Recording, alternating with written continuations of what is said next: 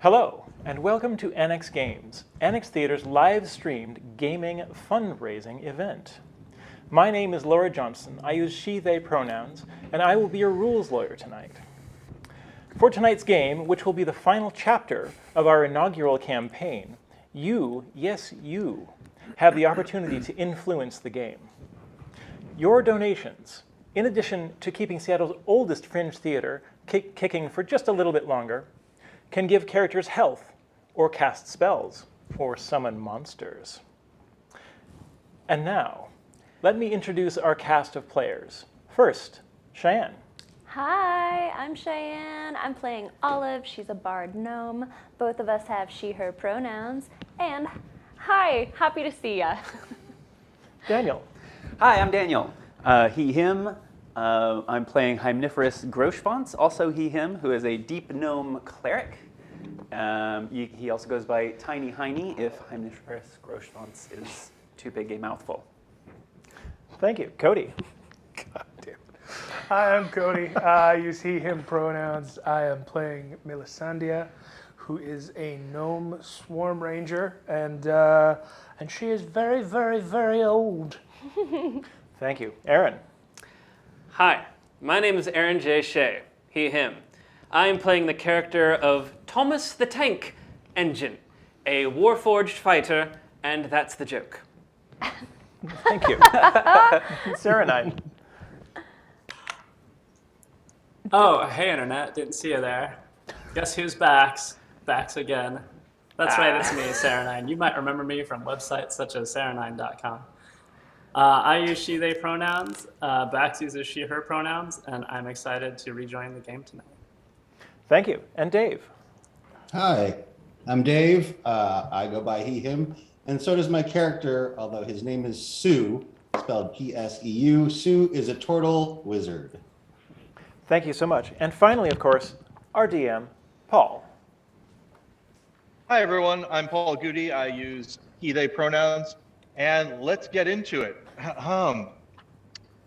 The golden sunlight shines down on a crowd of city folk gathered around a raised wooden platform draped with the banners of brown and green, standards of Ardenvale.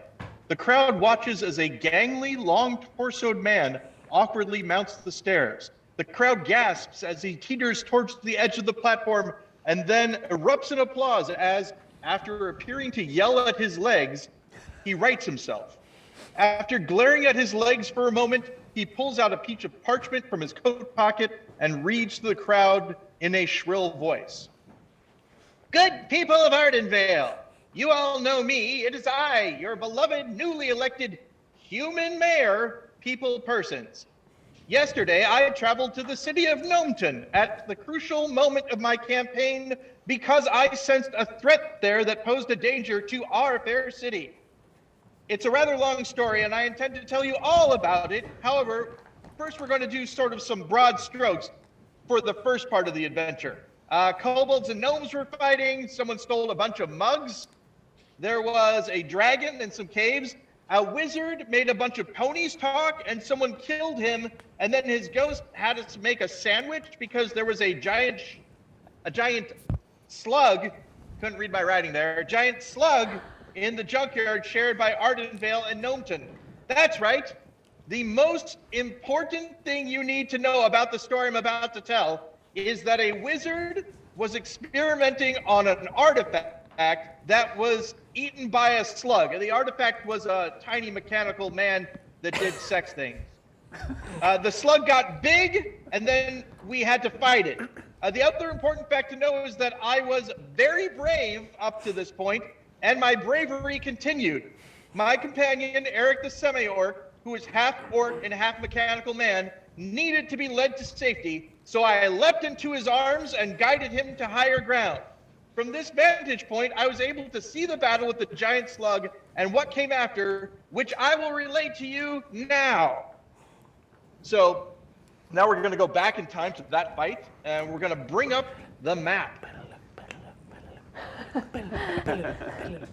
Hey, look at that. Ooh. Yeah. Does anyone need to explain to the audience at home what Buddy and Obi are? Because they're not player characters, are they? Buddy and Obi are hellhounds that our friend Bax, Bax has a special power to know exactly what people want to eat. And seranine, our player, in a move that surprised me and was amazing, used that power to subdue the two hellhounds that were attacking the party, and now they are members of the party. Buddy is one hellhound, and then OB stands for, I believe, other buddy. Bax is very young, so yeah.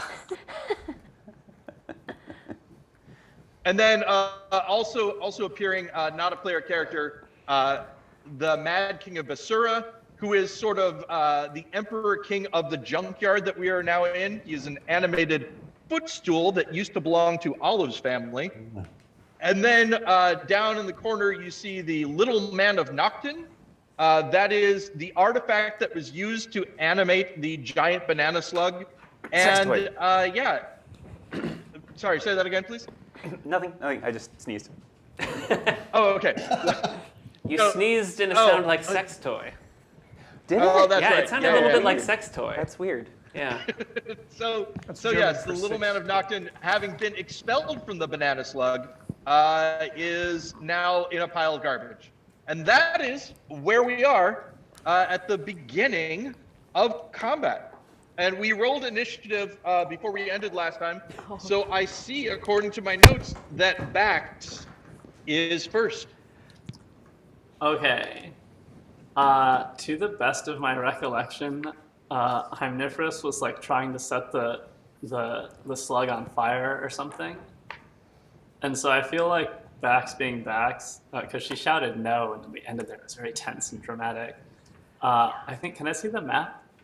I feel like I might already be in this kind of position. Yeah. She would want to put herself a little bit between Hymniferous and the slug. Not like get right up on the slug, but more about boxing out Hymniferous from shooting. And I suppose that Buddy and Obi will probably, maintain their general orientation regarding the slug. I guess maybe they'd be confused, and one might think the slug is a threat and Hymniferous is too. So you're moving toward the slug? Yeah, just basically straight down until I'm between Hymniferous and the slug. Yeah, because not too far towards the slug, mostly about blocking. I want to cut off the angle, right? So I want to make sure Hymniferous got nothing to shoot at but hold back. God bless you. The slug didn't do anything, it just barfed up the thing that got shoved into it. I feel like it's kind of messed up. We would go attack it, or whatever. It ejected it. Far be it from me to remember where it was actually inserted into the slug. And so, Bax, I would say with the movement that you took, you actually have an action if you want to do something after taking that movement. Whoa. Okay, I don't want to start us off on too wrong a foot, so I am not going to do the daunting roar on gnomes. I'm just gonna, because there's some kind of, I know that Thomas has some kind of like delayed like waiting action. Do I have anything like that? I'm not super familiar with this. I'm a monk. You can go ahead and hold your action if you want to. Let's do that. You can sort of say, if blank, then I'm going to blank. Oh, okay. Basically.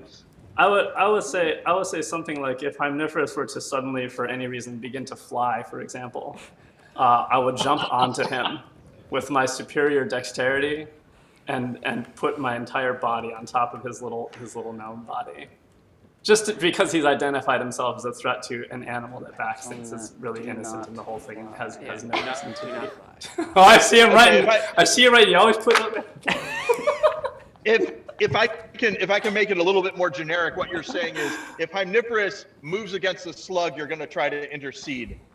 Or basically moves kind of, I don't know, without really, convincing her that he's not threatening the slug anymore. I feel like she would interpret any kind of move she doesn't understand as potentially like part one of an elaborate attack on the poor giant banana slug.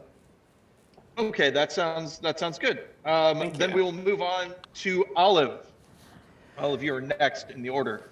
Great. I know exactly what to do. I'm gonna Hey everyone, what do you think I should do?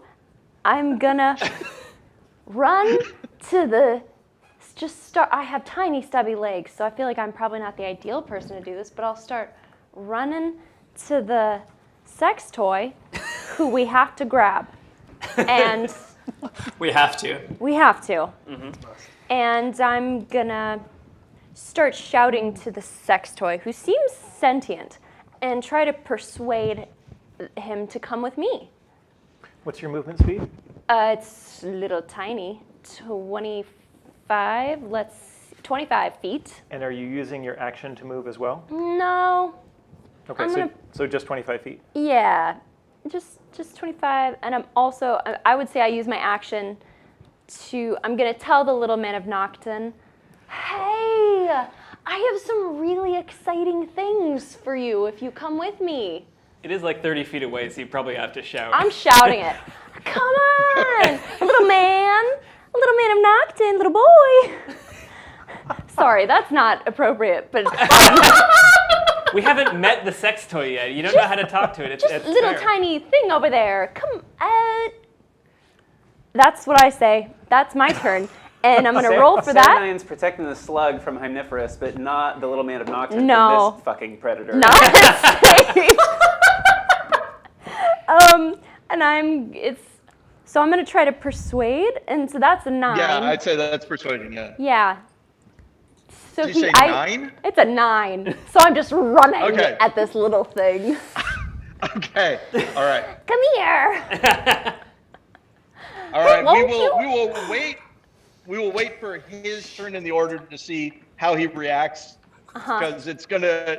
Other people might do things we don't want to know exactly what's happening yet. So we are on to Sue. I would definitely be moving towards backs for protective reasons. And I'm also going to hold an action if that stupid little artifact tries to get anybody anywhere near any of my party's butts. I'm gonna firebolt it. Okay. Where would Duly you place noted. yourself? Well, where would you place yourself on the map? I think so. My move is, well, for a turtle, that's not bad. 30 feet closer to backs. Good. Okay. Do you want to be in front of Thomas the Tank? Right here? Yeah, that'll work. Okay. Yeah, I don't feel like it's the banana slug's fault either. is so that hard. this Thomas is thing like, I gets have out. one job. There's one thing I'm good at. Damn it. That's it for Okay. me. Thank you very much, Stu. All right, Laura. Now it is the slug's turn, Oh yes. and the slug is going to make a beeline to the little man of Nocton. Oh. And What's the slug's movement? the slug's movement. That's a really good question. Let me. Is it a let me race This see. is more of a slug line. We were the ones that created it, but 20 feet. 20 feet. Okay. This is a good speed for a slug. Beeline. Is it, It is a is it very using large its action to move as well? I believe it is. It's not that far. Makes it. Wait, to it Little moved Man over of- some of trash. Nocton. It moved over some Oh, trash. yeah. Does it have the trash Yeah, effect, that's or true. is that Yeah, trash pile too absolutely. small? No, that's exactly right, Bax. So let's have it. I'm going to go ahead and roll its deck. Oh no! Oh no! Oh no! Are you telling me this slug is not terribly nimble? Wait, tell me about the Yeah. piles of trash, because I don't know if the audience knows about the piles of trash. Oh yeah, that's good. Right. Let's stop on the pile of trash. Let's move the banana slug back. It's difficult terrain. First of all, which means that you have half speed when you're moving over it. But also, if you're climbing onto the pile of trash, which the banana slug did do, and you fail a dex save, you take 1d4 piercing damage. And Roll a 3. it failed its saving throw. It rolled a 2 actually, so not a 3, unfortunately. And so, yeah, I'm gonna say we didn't talk about this, but does that dex save stop your movement as well? No. Do you think? Like, okay. So yeah, we'll just say that it moved 20 feet, and then however, is that 1 square? do you think? So it was about here. It has now moved about 12 feet when it got to the trash. Okay. Someone do me a favor, roll 1d4 for the trash. Cody's got it. Cody's got it. 4 points of damage. Oh, Slugging 4 points of on, damage. slugging It on senses my broken animosity. glass. Who among And, us hasn't and- taken 4 points of damage trying to get to our sex toy? And I will say that From the trash. it did take some. So it did take some damage. You saw it take damage. So it is. You don't know what it's at right now, but yeah, it made a little noise. Is that Oh, what a banana scream buddy. sounds like? and is mad at the trash. So it is actually going to stop for just a second, and it's going to make an attack onto the trash pile. Nice. So it's not going to move any further. It's going to first. It's going to bite at it. Oh, and that is. Let's see here. Yeah, so it went ahead and did. Let's see here. What's the trash's AC? I apologize. Yeah. Paul, So- why don't you ponder that for a moment? I'm going to read out the rules changes that I realize we did not review for our audience. Oh, that sounds great. Yeah, while I do that. Okay, so, dear audience, one of the things that is awesome about this game is that you can change it by making a donation, going to our coffee page, and specifying what you would like to change. We have a whole menu. If you go to, do we have a link up on chat? I believe we have a link up on chat where you can find the donations you can make. And we have some donations already in effect. I would like to read them off to you quickly. Number 1, any creature in the game which rolls a natural 3 when the die shows a 3 on any die incurs a wild magic surge. That's exciting. All player characters have advantage on saving throws. Eric the Semi-Orc has a wand of fireball, which I believe he's off the screen now, so he may have handed that to someone, he may not have. That might be a DM call. Melisandre has a wand of wild magic. Oh, yeah, that's right. Olive has a wand of fireball. All warhorse attacks have an additional D8 magical force damage. Hemniferous also has a wand of wild magic. I believe we discovered the last time I tried to use that, nothing happened. So I think we've. That wand may be kaput. All player and non-player characters have +1 to hit on melee attacks, and all enemies have +1 to ability checks. So exciting times. Ooh. Oh, we got +1. Paul, back to you. All right, so let's remove that pile of trash. In our minds, if we can't do it on the screen. Cannot do it on the screen. Because the banana slug bites into the trash and chews it up, and then horks up a big ball of acid and puts it on there. So it's effectively taken that pile out. Whew. Wow. Okay. That green And pile of job, trash banana is buddy. more. That's the That's end of one way its of turn. dropping acid. Yeah, who did it? All right, next, it's Tiny Heine's turn. Oh. Okay. I'm watching you. Yeah, I know. Eyes on that tiny. I'm just wondering what I can do without Got getting my eyes on you. monked. Yeah, seems like we kind of got to fight now. You can Yeah. abandon your malicious pursuit of this innocent beast. All right. So since I'm in the midst of cleaning up yet another one of my brother's messes, thanks, Dinopterus. The least I can do is protect his lower half's sister. So I'm going to interpose myself between. What's your character's name? Olive. Olive and the slug. And if the slug takes any aggressive action towards Olive, I am going to cast spiritual weapon. That's so sweet. Aw. Now, technically, if you ready an action to cast a spell, you expend the spell slot whether it goes off or not. Ooh. Ooh. Okay. Instead, I will stand Oh ready my to release a salvo of mace swings should the slug dare to advance in our direction. Okay. So I have my mace at the ready, He's but just so but I'm not chivalrous. attacking anything yet in case any monks are watching me. Yeah. Just theoretically. I see you holding your mace. Excuse me, Paul. So, yes, I think I know what you're going to tell me. I have the coffee feed on my screen. Please go ahead. It turns out there has been a donation, Oh. and now Do we do those? banana slugs can fly. What? All of them, I or just this have- one? You go to hell, whoever that was. You just want to watch the world burn. Now, Paul, We don't. I Yes. would advocate that the fly speed of the banana slug should be about the same as its normal movement speed. I was about to ask that very question. So, banana slug flies at 20 feet as well, which is, so imagine, if you will, a blimp, which is great.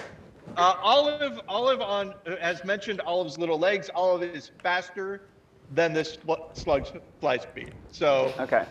that's great. And also, just for flavor, you also noticed that in this junkyard, a couple of very small banana slugs also start floating through the air. Thank you for that. All right, we are on to Thomas. Thomas the Tank. And Don't worry, everyone. I'll protect you. And then, like Michael Bay's Transformers, his arms fold out into these majestic tower shields, like shujunk. And Thomas steps in between Bax and the slug, preparing a defensive action in case the slug hawks a loogie in our direction. We got a lot This of is a Gnomton protectors here. standoff, isn't it? It's a Gnomton, we said. It's a Gnomton standoff, is what they call it. It's a Gnomton standoff. Gnomish standoff. It's a Gnomton race to get the sex toy first. Really. And It's just another Saturday. just another Saturday here. Just another manic Monday. And I think that's really all that that Thomas would like to do at this time. Really, if that's all right with all of you. Well, Okay. sure. With that, it is now the little man of Nocton's turn.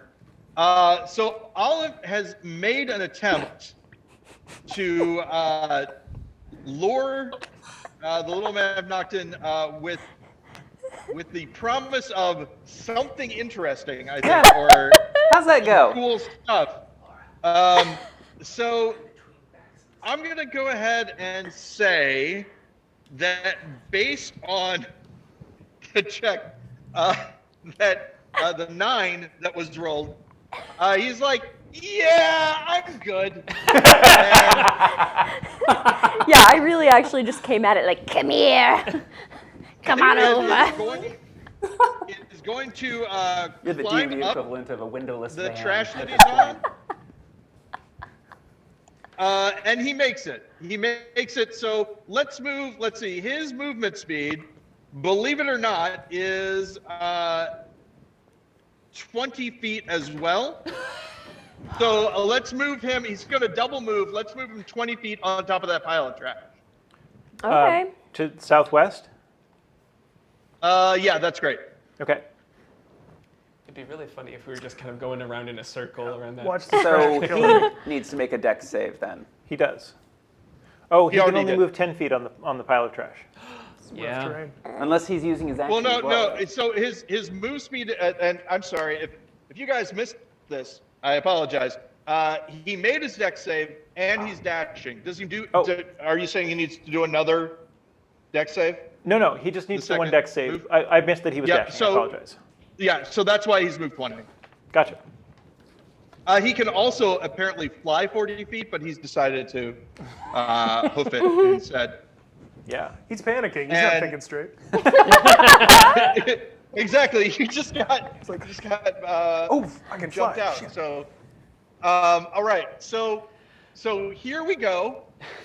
Now we are on to the Mad King of Basura, who says in a loud voice, "We have to get that little man back inside the slug at all costs." Wait, do we? And Oh.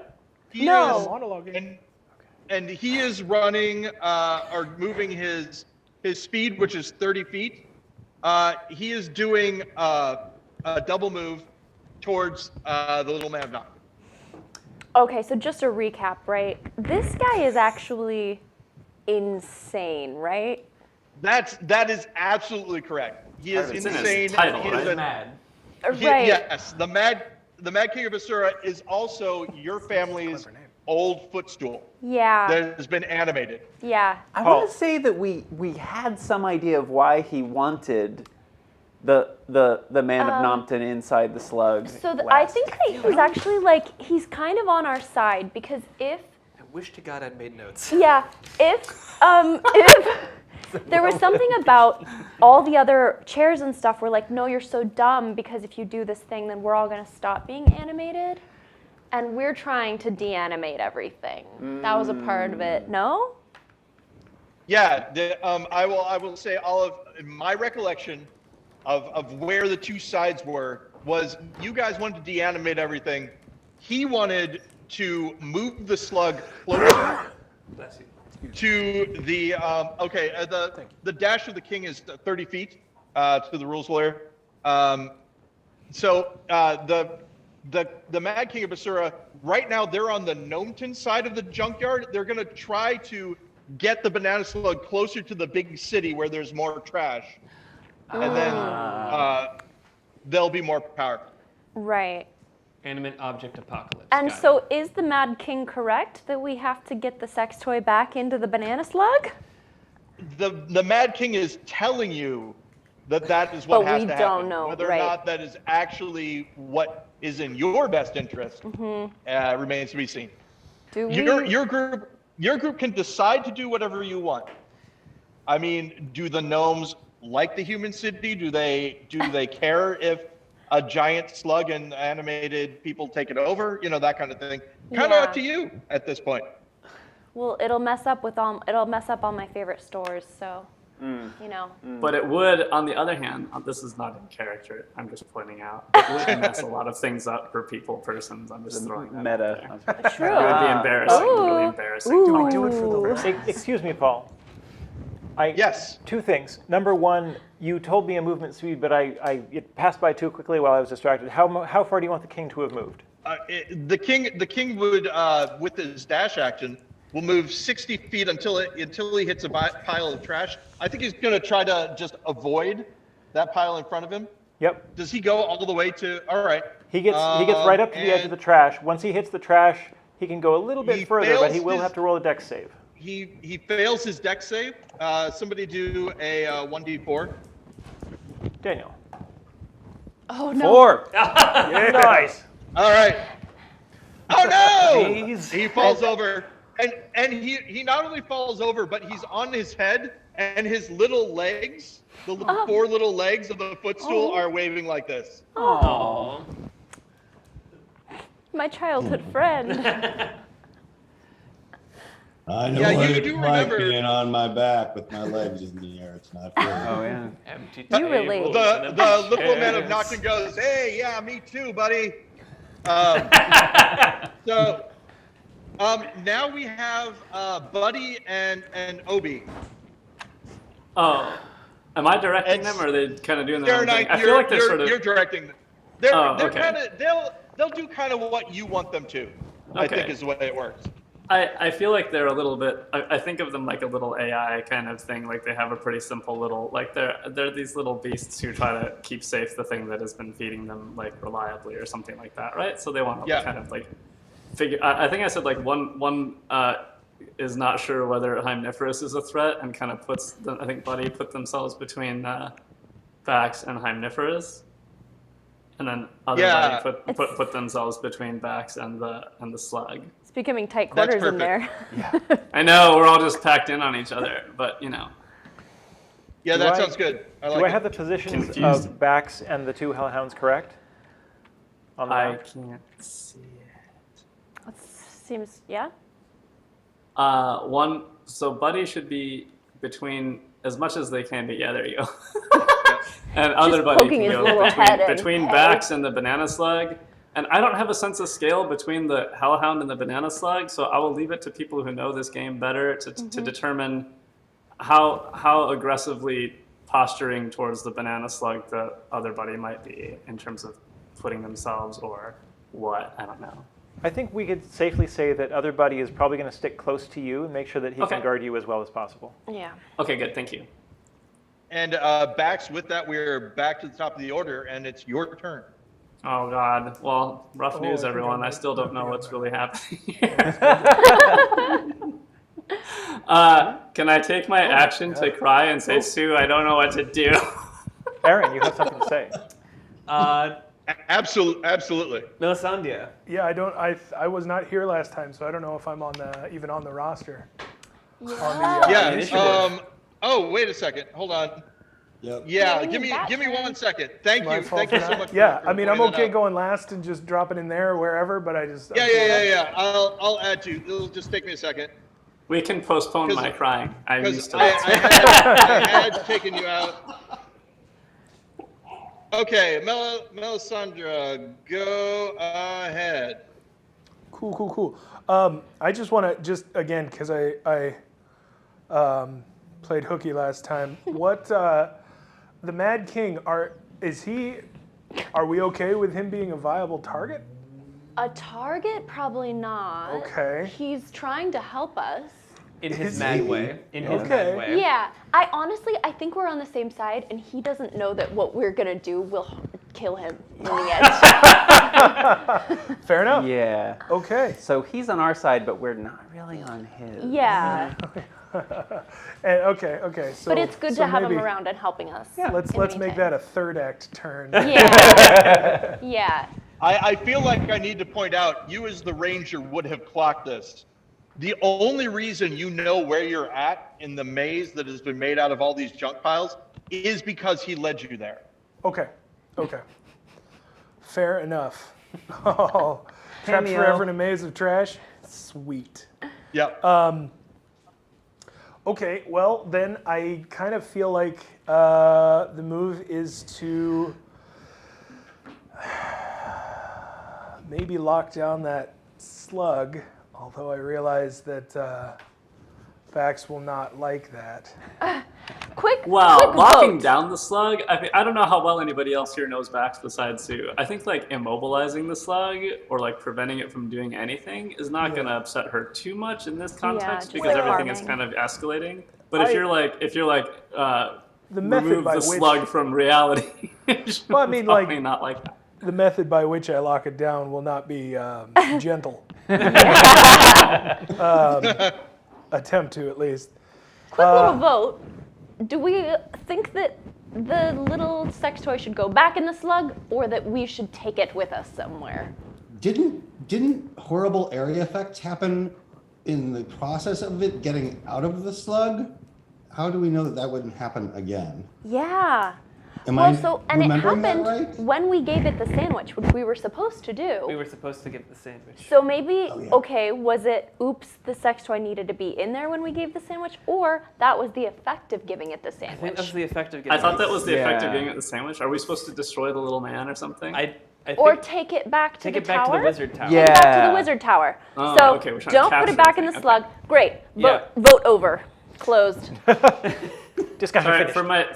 for my poor brain again. How big is the little man, please? The little man is considered small, I think. Smaller than a gnome. Tiny. All right, I'm just gonna do. He's about So like, that big. thank you. Thank you, for Daniel. that. That's actually what I was. That's For that actually what I was graphic hoping for, and I'm That was glad you very understood. gross. Cool, So, man. so he's cool. the size of a muscle massager, is what you're saying. Yes. Almost exactly. Okay. Do it. Okay. All right. Well, I guess I'm just gonna. I think at this point, Melisandre is just going to think. I will say one more thing, Melisandre. You know that the little man is a construct. Oh, okay. As is the king of Basura. Oh. As is everything that's following us around this junkyard. Almost as though there was some reason why this was chosen as the final enemy.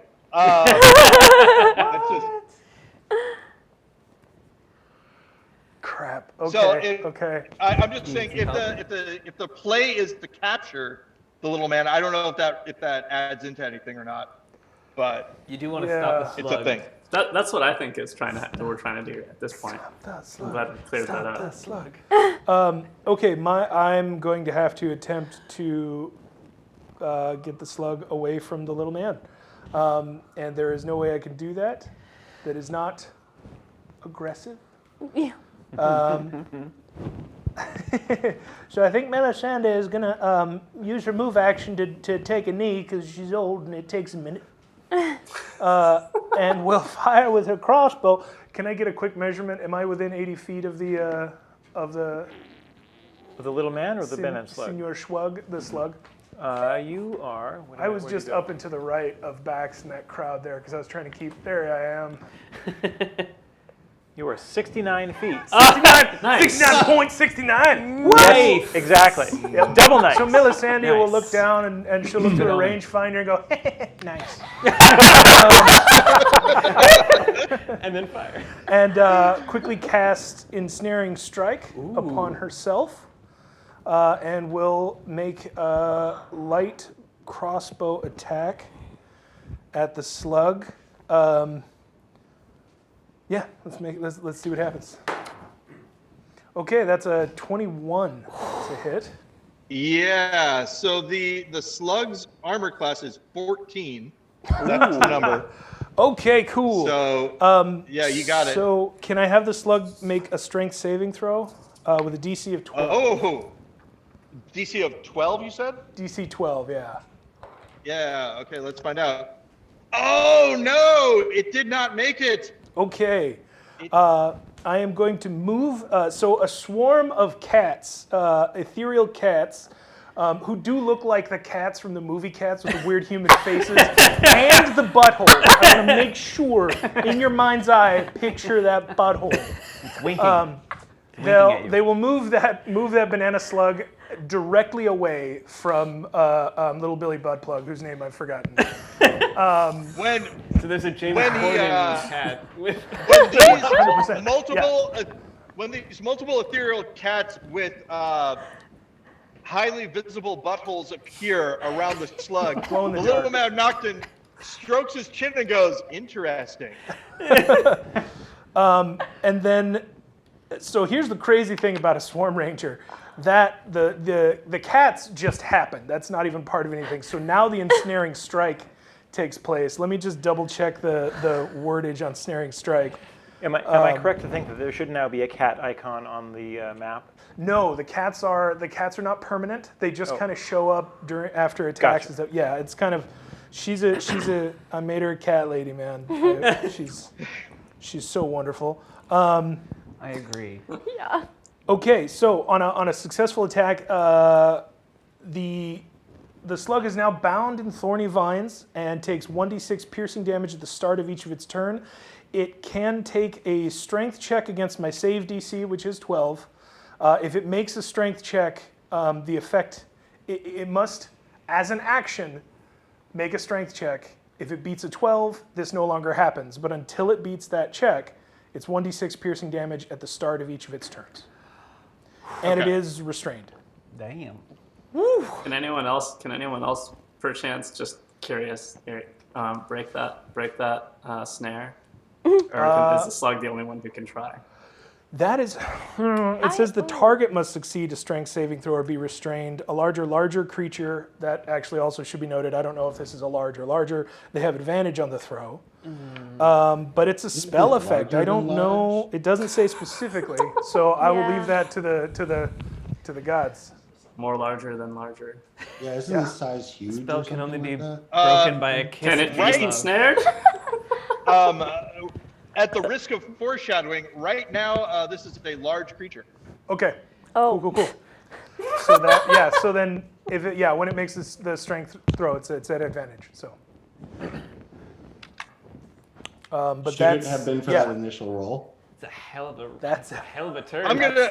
Yeah. I'm taking it that it worked for this round. Okay. So it'll so take I'll- the damage next round, and then it will make it safe. Okay. So, Just remind me. That's on you, Melisandre. When Okay. it starts its turn, remind me to do that. Okay. Damage for the attack, just for the crossbow flat itself, is I got 9 points on the crossbow. Are we counting the d6 of the restraint this turn, or are we waiting? No, we're gonna start on its turn. Okay.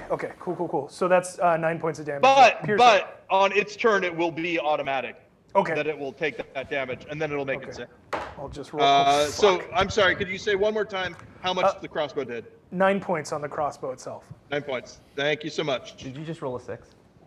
You'll have to find out. Oh, I have a know. witness. I'm not already going to touch know. it.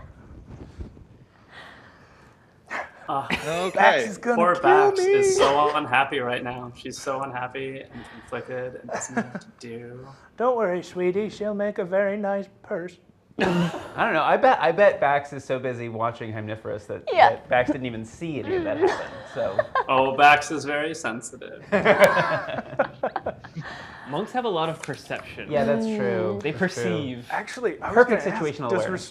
does restraint do anything to mess with flying enemies? Probably. I don't know. If Maybe the slug only was if they're flying. mid-flight, which I don't Yeah. think it's mid-flight. Okay, I don't know. I'll stop. That's Don't give the deal. yeah. I don't. I thought the slug was already I thought all the slugs were straight up in the air after. Oh, yeah, you're right. By the way, all slugs Yeah, they sort flying. of lifted off, didn't they? We Well, saw those slugs them all. wanted to fly. This slug has not wanted to fly can yet. fly. You Okay. can fly. This slug exactly. This slug has not taken off yet. The other little slugs did. Cool. It's still on I the ground misunderstood. right now. Thank you. Okay. Yeah. I'll have to keep my eye on. It's Okay, Bax's so turn. Max, it's your turn. Oh, Bax is not happy. What would Bax do? That's what I ask myself around the home all the time. What would Bax do? Does Bax have? Bax is so close to doing a daunting roar on gnomes right now. Gnomes? What did we What do? did the gnomes do? Isn't that what Innocent Melisandre little is? babies. Is Melisandre not a gnome? No. No. Oh yeah. Well, yeah. Racist? Yeah. Yeah. Yeah. She's literally She's a gnome. a wizened little gnome. You're a gnome? Thank Oh. you, thank you. What about the rest of us? That's Creature still... such a... Speciest. Yes. Wow, this is a very distressed child in a high stakes situation here, with a couple of hellhounds who are very emotionally attuned to her. So I'm trying to figure out what would happen. I don't actually know. I feel like I think she's just gonna hold her action and turn to Melisandre and very menacingly.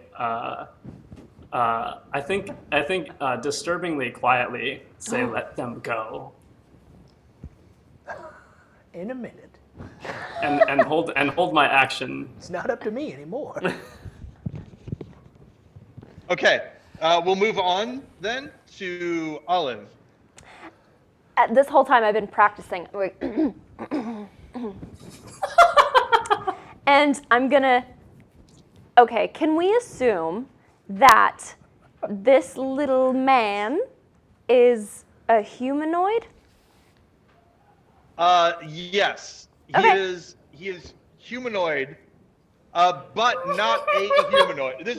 this very so he's not a in humanoid shape, like not spirit. an elf or a dwarf or a human or whatever. So he is in the shape of a person, but if this is something that only affects humanoids, he is considered a construct, not a humanoid. Boo.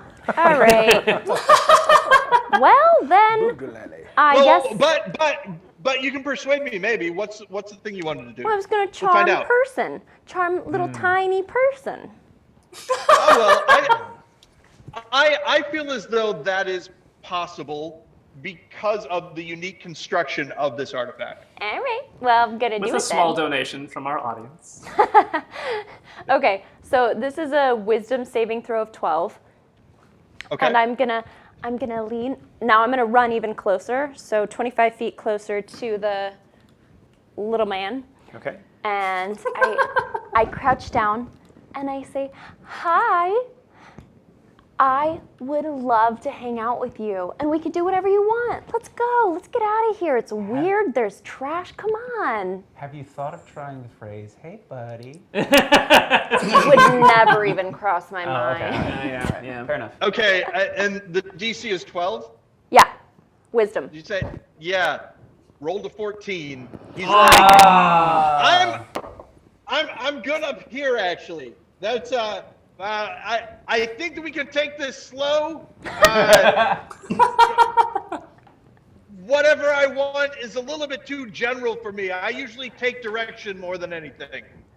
All right. Well, I'm So he's 25 feet not- closer. Yeah, and he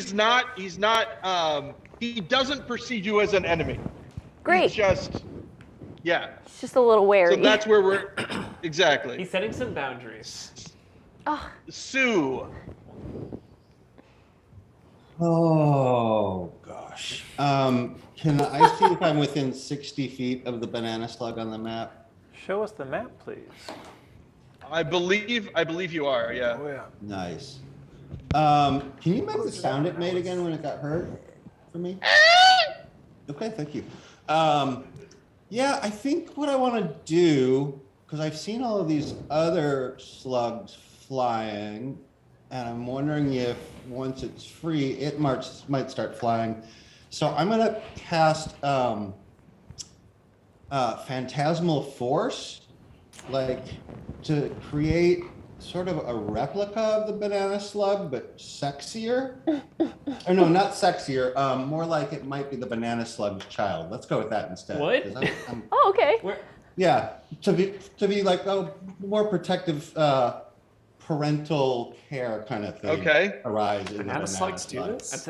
That's a switch in tone. So yeah, I'm gonna have the image of a flying banana slug that is a little smaller than this one, that makes in kind of that same voice, kind of a ma sound. Okay. All right. What? This is a concentration spell. It needs to make, where'd it go? A DC 14 intelligence check. Okay. And then if it fails that, what happens? It totally believes it. Okay. And on my turn, it can deal psychic damage to it if I want it to. Okay. And it should be noted that this is something that only the slug can see. Yes. All right. So here's what happens. I rolled a 15. What is the spell DC? It's a 14. 14, I believe. Dang it. Oh. Okay. So this is what happens. It appears and it goes, "Mama," and the slug looks at it and is like, There's that time in Vegas. and then you swear that it kind of looks down at its belly and looks at it again, and so it's not doing anything to it, but it also doesn't seem to have any sort of parental feelings towards it at the moment. Fair. Not the mama. Exactly. So that's good. Must be talking to someone else. All right, and with that, the giant mutant banana slug first takes damage, 1d6. It was a 6. It only would if it failed, and if I wanted it to take psychic. Oh no! No, this is the restraint. The restraint. Ensnaring strike. Sorry. Yeah. So it takes 6 damage from the ensnaring strike. That's the first thing that happens. All right. So if it failed, is it restrained? It is restrained until it succeeds. So this is what happened. It got ensnared last round. It begins its round ensnared, and it failed the last round. Yeah. It begins its round ensnared, takes 1d6 damage. Now, on its turn, it has a chance to break free by making a strength saving throw. Is that at the end Which of is, its turn? No, that's as an action. Oh, As as an action. To take an action Excellent. to try and break free. Yep. And that's what he's doing right now. Okay, great. Oh yeah. 23, I'm guessing. Yep, that Saves? breaks right loose. Seems likely. So breaks out of And its roars bounds, Wow. rises up in the air. I'm gonna say We can fly, we can fly. 8 we can feet fly. up in the air, and then moves 12 feet forward. Oh, we're gonna have to start doing math for arranging it when it's feet No, up in the air. that's where the map comes in so handy. Yeah. Nice. Also, non-Euclidean geometry in the D&D universe. Yeah. There is no Pythagoras. No, Pythagoras, he wasn't- doesn't exist. Didn't exist in that world. Sorry. No. Did not Oh. exist. So If he's 8 feet up, he's 8 feet away. Doesn't matter how. Yeah. Who, Whichever you? one's more. Oh, there is wow. no hypotenuse. There is no hypotenuse. Exactly. I mean, Alright. I feel like it still exists just because we don't understand it. Doesn't mean It's a hypotenuse. Yeah. It's like when Magic Congress tried to turn overrides it. pi into 3. It's like that's not. So Tiny Heiny, your turn. I'm going to cast Bless on Thomas and Olive, and I know this is going to surprise a lot of people, Bax. Oh. You don't even what does hold bless grudges. do, please, for the audience at home? This And will me. allow everyone to get, whoops, where'd that go? This will, on your attacks and, and I think we've already, okay, on your attacks and saving throws, you can roll a d4 and add that to the attack or saving throw. And that's good for 1 minute. Oh, all right. Heck yeah.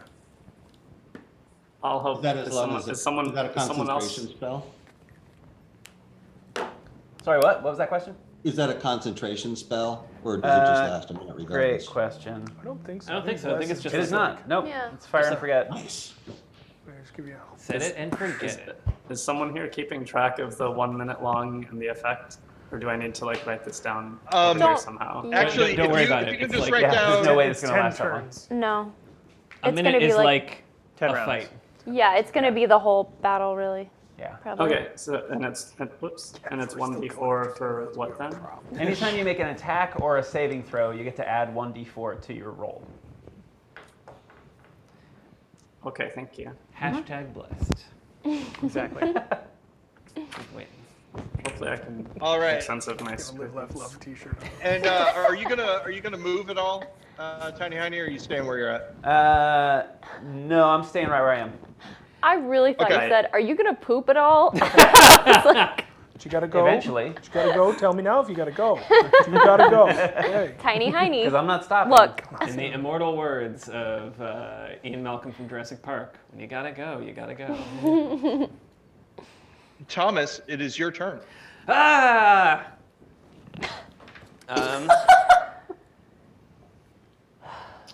Can I see the map?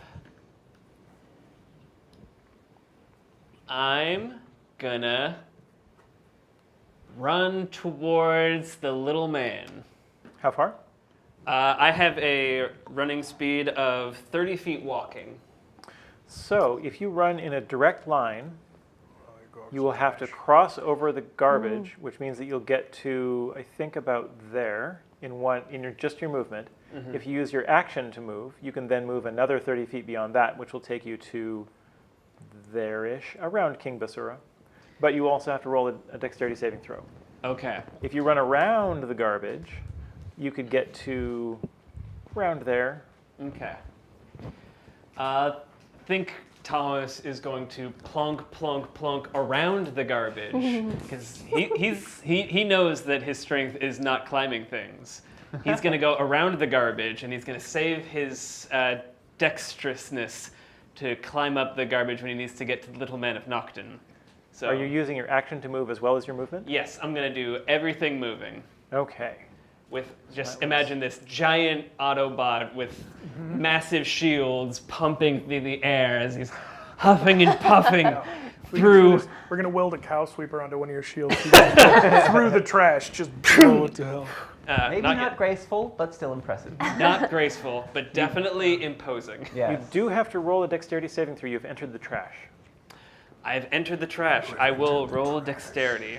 And you're next to King Basura. Should you leave his range and he decided he wanted to, he could take an attack of opportunity against you. I haven't hurt him at all. Why would he attack me? I'm just saying. Okay. And the bless doesn't affect this, right? This is a a dexterity check, not a saving throw. No, this is a dexterity saving throw, so you do get the bless. Yeah, I'm going to use the bless on this. Yeah. It's a 10 plus 4 plus 0. All right, 14. You've beat the saving throw. Yay! I am Graceful after all. Like an oiled gazelle. Couldn't do it without you. Just full The spreading. first image to come to mind when I think of graceful. And Okay. Okay, yeah, that's You got a bonus action. do I have a is talking a free action? Talking is a free action. I would like to holler at the Little Man of Gnomton. Fellow construct, please trust us. We mean you no harm. Wait, I should have done that in a British accent. Fellow construct, please trust us. We mean you no harm. Nice. Yeah. Thank you. You also have And bonus action. Little Man of Gnomton goes next. Do I have to roll persuasion or anything on that? For right now, it's heard you. But Ian, would you do me a favor and remove the Little Man of Gnomton's icon from the map? Yes. Wow. Little man is gone. Well, So what has happened is a little being made out of trash has jumped into a pile of trash. Imagine he's gonna be real tricky to find. It's like finding a butt plug in a haystack. Exactly. Or finding a butt plug in a it pile is- of butt plugs. I'm not sure what I think of the idea of a butt plug made of trash. Well, it's not up to you, is it? Think one man's trash. think not of these Thank you. things. Thank you. I can tell you tales of my early youth if you want to know. Save it for the It's smut now. okay. Tales indeed. The Mad King Basura is going to right himself and is going to make a wisdom check and fails it. Perception. Fails his perception. Okay. He turns to Thomas the Tank and says, "Fellow construct, we must find him at all costs." Yes, we will do that. Yes, together as a team. All on As the a same team. side. And now it's Buddy's turn. Hey, buddy. Oh, Hey, buddy. Buddy? Hey, buddy. What is Buddy doing? Can I see the map again, please? I have the memory of a grapefruit. Thank you. Okay, I feel like Buddy is going to go put themselves as close to Melisandre as possible and block as much of her capacity to shoot additional bolts. And I don't know about the behaviors of hellhounds so much, and whether the hellhound would look at that pile of trash and think I need to go around this or what. I feel like they race around the side of it. I don't think they try to climb stuff just to climb it. They would be able to make it to Yeah, about I there think- then. Yeah, I Sure. think going around it is fine. Okay. Yeah, that's good for Buddy. And then, what is other Buddy gonna do? I think Bax can shout something like, Obi, go find that little man. Other Buddy will start making their way towards where Thomas is, where we last saw the little man. Let me just with check all haste, the I think. Hellhound's moving speed real quick. Plus action if they need it to really like get over there. Yeah. Can Buddy move farther with an action too? Because 50 really feet. it's about just boxing out the. Yes, That if, angle if so Buddy's that- only so that moving to get to Melisandre, absolutely no problem. Yeah, just they to have a 50-foot stand in move speed. between. Very, very menacingly. So you want OB getting as far toward the little man as possible? Yeah. Obi's been charged with trying to find the little man, Obi, fetch. basically. And we'll take whatever path seems most reasonable to them. Move to there, and then move to about there. But we'll have to take a dexterity saving throw. Please Sure. roll a d20. With advantage. Okay. Why with advantage? We'll have advantage on all savings throws. That's true, you do. Someone yes. bought that for us. That was a thing. Cool. Okay. Well, the with- first one is 19. Do I need to bother with the advantage, or are my hellhounds just blessed anyway? Like, You're safe. I mean, maybe if you not roll it again, technically. Yeah, might but if get you roll some- another one and it's a 3, wild magic could happen. all True. right. It is not a 3. Oh, okay. It's a 12. It's divisible by 3. I don't know if that's in there anywhere. Oh, that's right, the 3. I forgot about Don't that. I've forget learned the about 3. numbers. Okay, Rule of 3 doesn't I exist. think that Obi is fine. Obi is near where the little man of Gnomton was and does not see him. Nice. Okay. And now we're on to Melisandre. Okay. Well, that puppy looks hungry. If possible, I want to get as close as I can to our Billy Budplug buddy. I've decided that's what his name is because she doesn't have a good grasp of people's names. She has a 25-foot move speed. I realize there's a pile of trash, so preferably going hellhound. and a sweet baby. My goal is to try and get within 60 feet of King Basura and Thomas the Tank Engine. I just did the math on that Spanish word.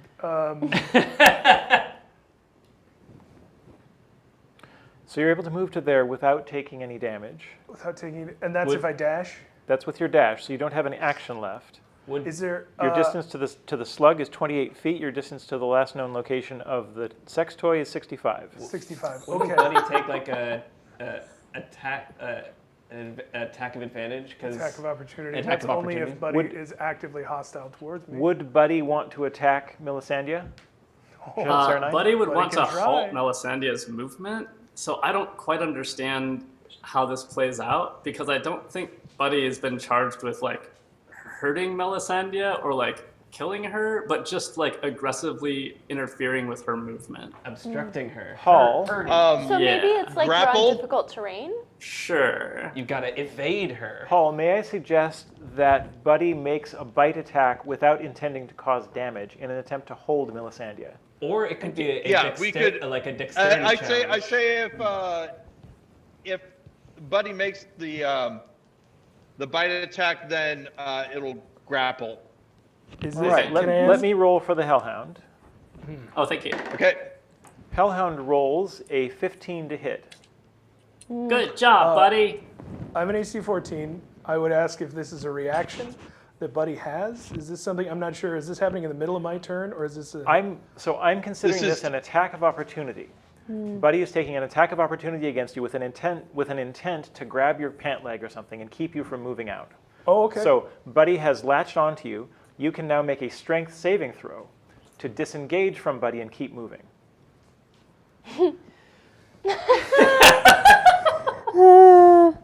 Good job, buddy. I am sorely tempted to be less than gentle.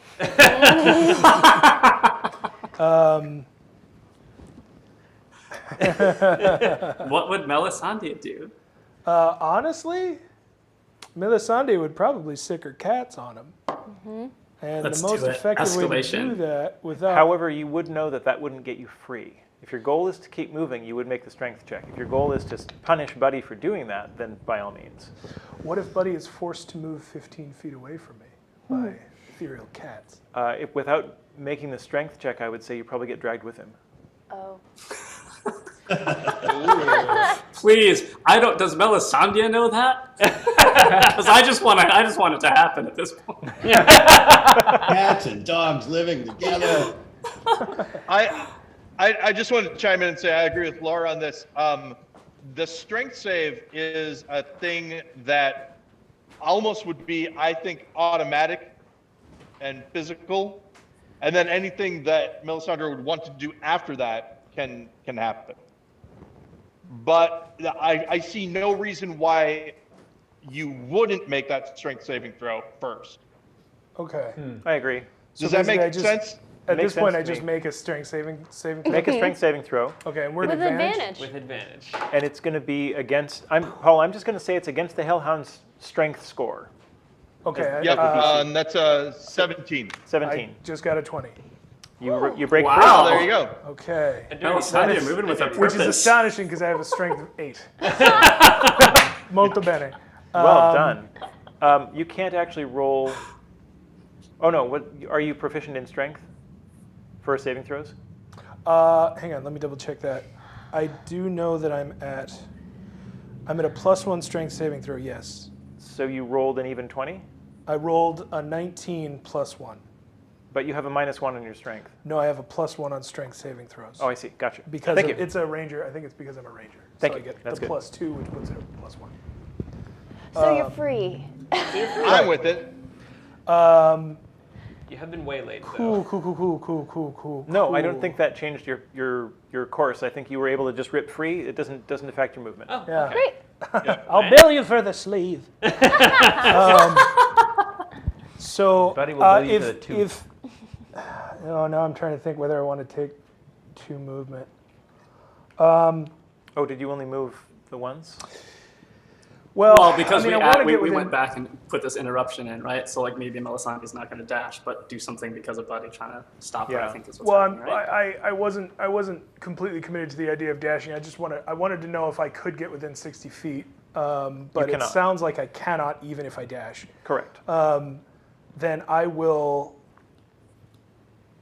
just move 25 feet and I will ready an attack if the slug makes any aggressive motion towards anybody in the party. What kind of attack? Just crossbow attack. Okay.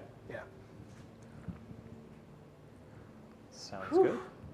Okay, That was fun. Not a Back, beat that your turn. And only Okay. know I swear to God, it's in here somewhere. I can catch an arrow. Basically Yoda versus R2. Should the need arise? Where is that? Deflect missiles. Deflect missile. 1 reaction. Can I please stop Yep. that? Can I somehow? Bax would like to, if possible, position herself optimally for a. What did we call this earlier? When I'm watching for that crossbow to go off. Oh, you want to Yeah, grab so- the missile as it With the goes past? intention of deflecting. With the intention of deflecting the bolt. Sweet ass. So ready in action, move in between Melisandre and the banana slug, and then if a crossbow bolt happens, Then I Deflect have it? I have this deflect missiles thing. I don't quite understand, but I kind of just want to try it honestly. So I hope you. It is a badass move. That is a it? badass move. all Normally the it time. would be used for a crossbow, for an arrow that's coming at that character. But Paul, if you're willing to have her deflected in mid-flight, I would say, why not? I mean, Yeah, I think and what she's trying to do is especially- position herself especially to, yeah. to be basically as if it were coming at her, in her direction enough that she can do some cool. Yeah, I think we can put you in the path of that crossbow bolt. Awesome. That's where I've always wanted to be. All right, we're on to Olive. All right, I'm going to use Bardic Inspiration to return the favor. Oh. And I'm going to say, stay cool. and wink. And then I'm going to turn back. I'm going to say, all right, wait, oh no. Okay, see, I can't see it anymore, right? Nope. Can't see tiny guy? Nope. And charm person requires that I can see. Oh. And I'm going to yell, God damn it. And then I'm going to take my full, wait, no. I'm going to start climbing into the garbage pile. I'm probably going to need to do a dex. Am I close enough so that I need to take a dex roll now to the garbage pile? Are you climbing toward the last known location? Yes. Yeah, you would get into the trash pile and basically stop there, right next to Thomas the Tank. All right. Do I need a dex save then? Yes. Or? Okay. So it's 15. You succeed. No That doubt. saves. And I'm going to locate creature. Ooh, nice. And I'll just yell out the location as I find. Oh no. Okay. So yeah, I locate object. Oh, it's object. Does that count as an object? Ooh. Can we just flex the definition for however I please? Right? It's an A object, but it's construct is kind of an object. yeah. I would take it as it is considered a magic item, that it would fall under that. Yeah. Accio butt plug. Yeah. You better know which I'm gonna direction say- it's coming from. I'm gonna say I'm coming could for you- you. my I found sweet. it. Could you read the spell out? Yeah. So I'm going to describe or name an object that is familiar to me, and then I sense the direction of its location as long as it's within 1,000 feet of me. If it's in motion, I know the direction of its movement. Now, for your whatever, if you'd like to say no, that doesn't work, I cannot locate an object through any thickness of lead if that's in between us in this trash pile. Yeah, I think that you know that it is moving away from you towards sort of the southeast, I guess. Is it down On in the the trash map. pile now? Can I see it? It seems like it's on the surface of the trash pile moving away. So can I see it though? You can locate its position. Uh-huh. If you want to see if you can see it, go ahead and make a wisdom or a perception check. Yeah. Oh, not 20. Yeah, There it is. not only can you see it, but you're like, hey, this thing isn't really made of trash. It's made out of a lot of different objects, but they're much shinier and cleaner. The idea that maybe, who knows, maybe the acid cleaned it off when it was in there or Yeah. something. But yeah, from now on, you are going to be able to see where it is. And I'm going to say, Laura, let's go ahead and put it back. It is. Yeah. I'm going to point out, there it is. It is by OB. After a that little bit Oh! southeast. Get it, other buddy. There? Yeah, that's Yeah. good. Let's have it there. Okay. Great. Sounds good. All right. clever. Nicely done, Olive. Ahoy, ahoy. Sue, it is your turn. Cool. So what I would like to do is give my crow familiar the order to dive and try to grab the tiny man in its claws. Okay. Do you have the stats on your familiar?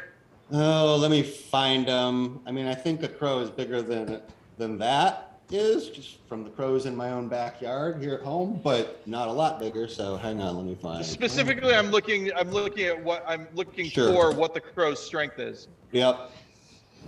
Looking. Oh, come on.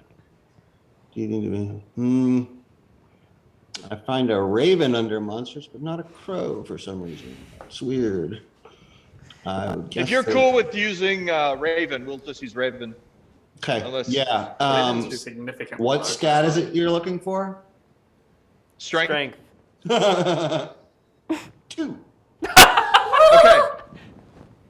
Okay. So yeah, I mean, I can try. For once. Yep, we're gonna try. Yeah. So I'm rolling a d20 for it. Yep. And what's With the advantage, right? what's the minus on advantage? Why?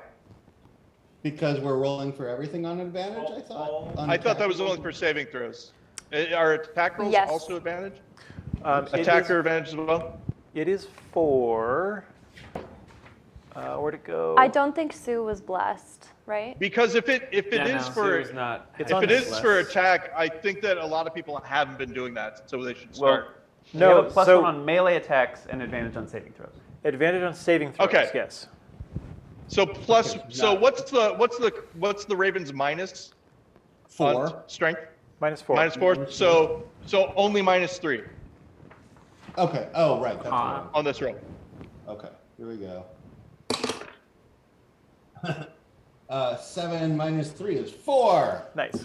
Okay, and then 13 minus 3 is 10. So the crow flies down, grabs the little guy, and like tries to pull it up, and he's like, shoo, shoo, shoo, get away.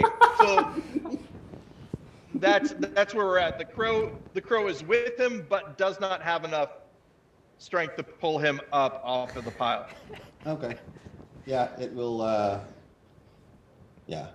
It's gonna continue kind of hovering around that way. People will know exactly where the tiny man is because this crow is.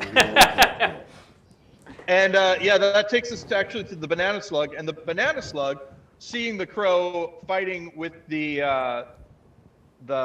little man of Gnomton, will now fly towards it. Yeah, and the baby banana slug is gone because I dropped concentration to be able to do what I used to. Yeah. R.I.P. to that baby. 20 feet towards the. Actually, no, 40 feet. For the slug. Uh-oh. Oh boy. Yeah. That's pretty much to it. Ooh. Yeah. Yeah. But There he we has to go. make a dex Okay. save. Well, he's No, flying. he's flying. flying. No, it's flying. Somebody out there. But it is also not reaching it. It is hovering 8 feet above it right now. Okay. And Technically, that's the end of its. technically, this trash pile has a height. I would call it about 6 to 8 feet. No. Don't you So think? it's hovering 2 Thanks, feet. rules lawyer. But he used, That's what I'm here That's but for. he used his action, so he's just there. Oh now. wait, just- he's wait. just That means there. it's within 5 feet. Yeah, great. So, but it ends its turn right there. Yes. But if the little man moves outside of that, opportunity attack, Attack of okay. perhaps. Fuck. So good to keep in mind. And now it's Tiny Heidi's turn. All right. I'm gonna cast. Dax is no longer watching me. Okay, so I'm gonna move 25 feet closer to the action. Could we see the map again?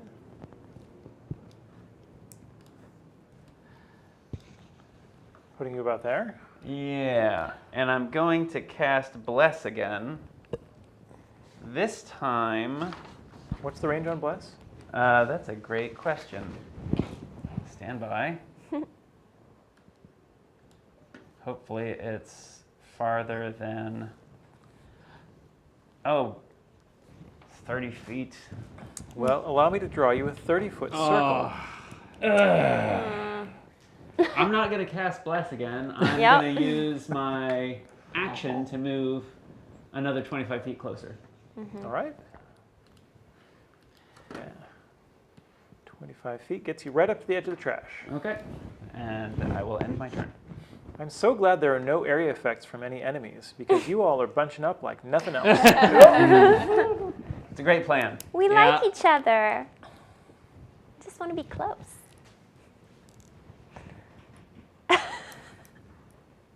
Okay, is that it for Tiny Heidi? That's as far as my All brilliant right. strategy will take me. So Thomas, it is your turn. Okay, so I'm on the trash pile. I see that the sex toy is about to be consumed by the flying giant banana slug. What is a robot to do? Right. Okay. Thomas is going to...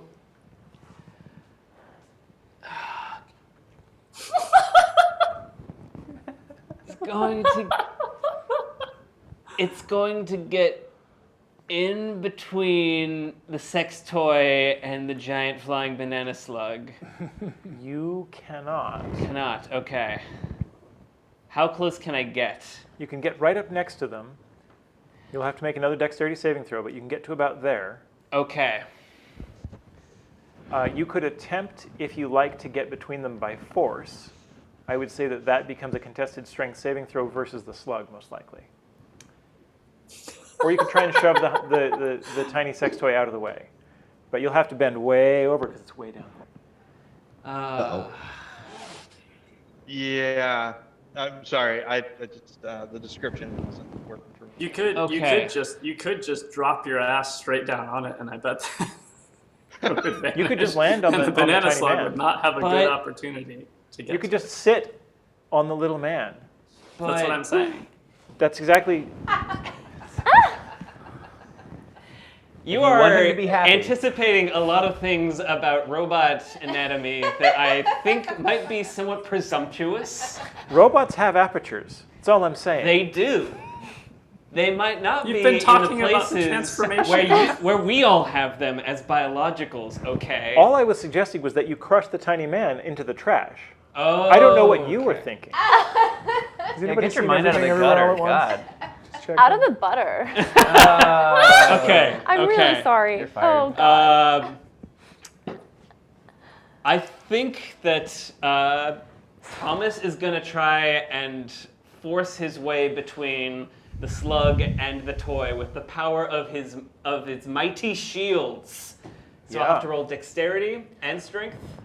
Dexterity saving throw, moving through trash. Okay. That's just damage. And then I would say strength contested versus the slug. Paul, does that sound right? That sounds right to me. Okay, so Paul, do you want to roll the slug strength? I will. Let's do the dex first. The dex was a flat 10, so I'll take damage for that. Yep. Paul, please roll a d4. Can someone else roll a d4? Yes, I will. That I is 2 apologize. points of damage. All right. And then I have rolled for the slug strength. All right. Now I will Keeping roll the number for Thomas. secret for now.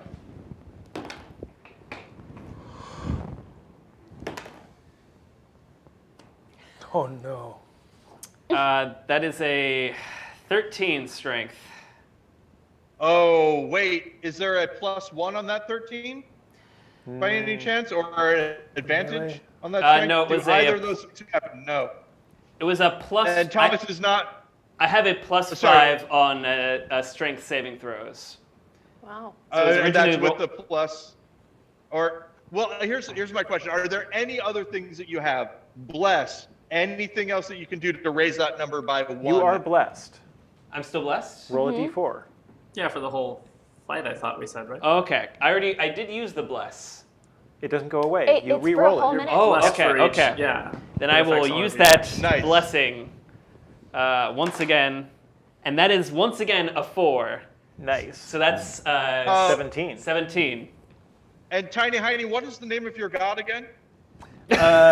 Great question. Great question. I'll tell you in just one Where's second. your Torm. god now, Tiny? Torm. Okay, Torm, so T-O-R-M. Nothing's fine. I'm torn. you get you get in your mind's eye a vision of the god interceding to put this warforged in between a giant banana slug and a tiny sex toy that's been animated. And it says to you in your mind, yes, this is good. This is what you were put on Earth to do. Torm has a lot of time on their hands. What does Torm look like, out of curiosity? Just Tormish.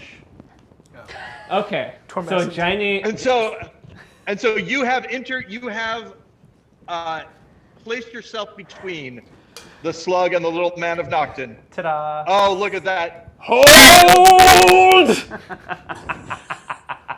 Beautiful. Paul, are there yes. are there any effects to the slug that touching it might start going?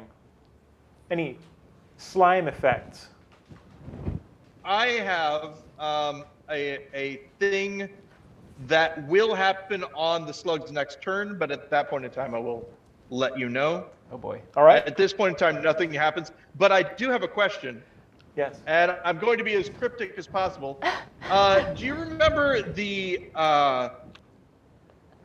frequency that things would happen? I forget. Is it a 10? The Or is frequency. it every... We had a thing that was going to happen at one point in time that we discussed. Yes. I'm trying to be as cryptic as possible.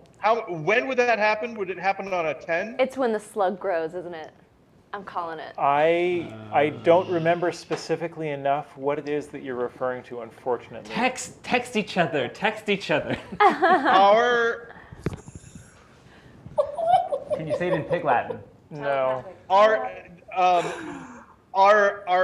Olive has already deciphered what it is I'm talking about. When does the slug grow next? Okay. Get that smug off your face. I'm just so smart. I seem to recall that it was a certain number of turns. And that was my question to you. Do you remember the frequency of turns? That was what I was asking. Yes. Because I personally do not. Was it 10? It was probably like 50, do you think? No, I think it it was, was. I believe it was going to be 5 and then 3s. Oh, Okay. Thank you. I'm just tired. So, look forward to that, everyone. Oops. Okay. We all So, just got a Player good, knowledge just like, versus character knowledge. They're different things. so the little man of Nocton turns to Olive and is like, so is that offer still on the table? Please. Because yeah.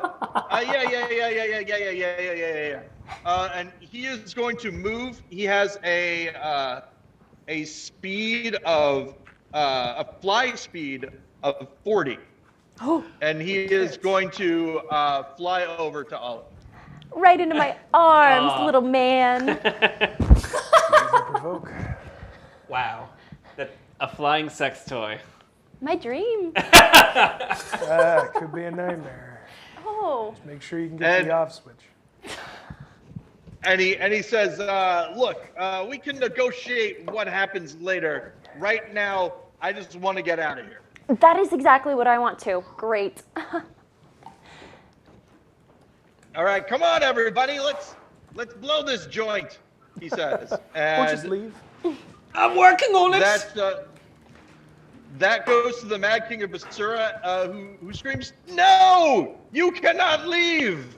And Oh, no. will run We just lost a friend. towards the little man of Nocton. He falls over again. Somebody roll a 1d4. Paul, I forgot to ask. Did you have the little man of Nocton do a dex saving throw for running over the trash, or does he? Is he Flying. immune? No, he He flew. flew. Oh, he's flying. Flying. I see. Thank you. I just rolled a 2 on a d4. Okay, so he takes another 2 points of damage, and he's upside down again, shaking his legs, going, "Confound it! These legs! It's not my fault! You must put it back in the slug, or we're all doomed!" I'm going to say, what do you mean? It's run. Expand on that. And then it's Buddy's turn. Oh man, I need to see that map again. I have no recollection of what's been happening. Buddy is up by Melisandre right now. Oh, that's right. Buddy was tasked with keeping Melisandre from going anywhere. But he has failed. I know, but Buddy can try again. You mean, does it matter now? Melisandre is not anywhere I don't near. know, but I also... what's going on? I don't think Bax has any opportunity. Bax is kind of looking the other way at everything else over there. No, Bax is watching Melisandre. That's right. Bax is trying to watch Melisandre. So, I don't know. I guess since I don't have any other direction for Buddy, Buddy, being a good boy, is gonna continue to try to obstruct Melisandre's. And I would say that we could do the same thing as before, bite attack, and but not to hurt, just to grapple. Yeah, and only if when Melisandre tries to move. So Buddy is readying an action to try to grapple Melisandre when she runs past. Again, yeah.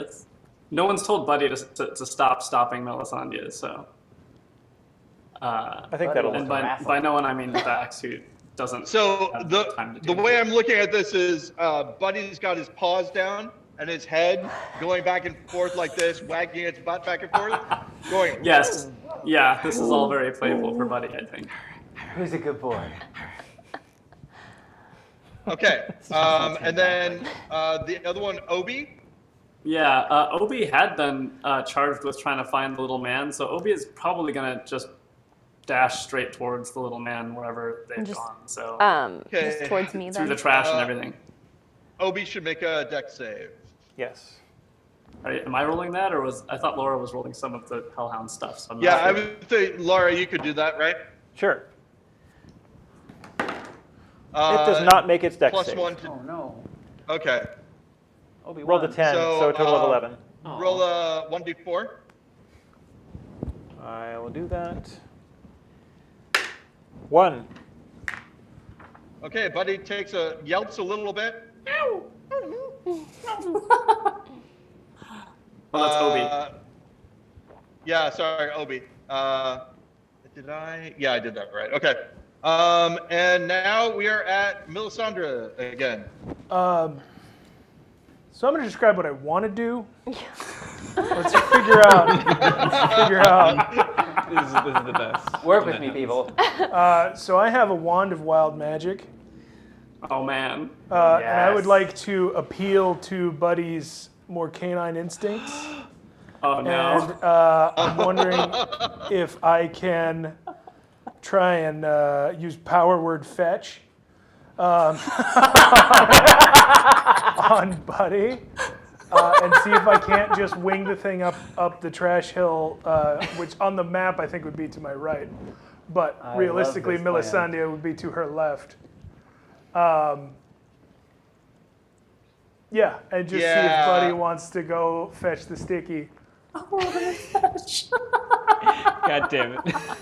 When does the So wild what's magic surge get cast? how does power word? Good question. No, power word fetch is I'm being a jackass.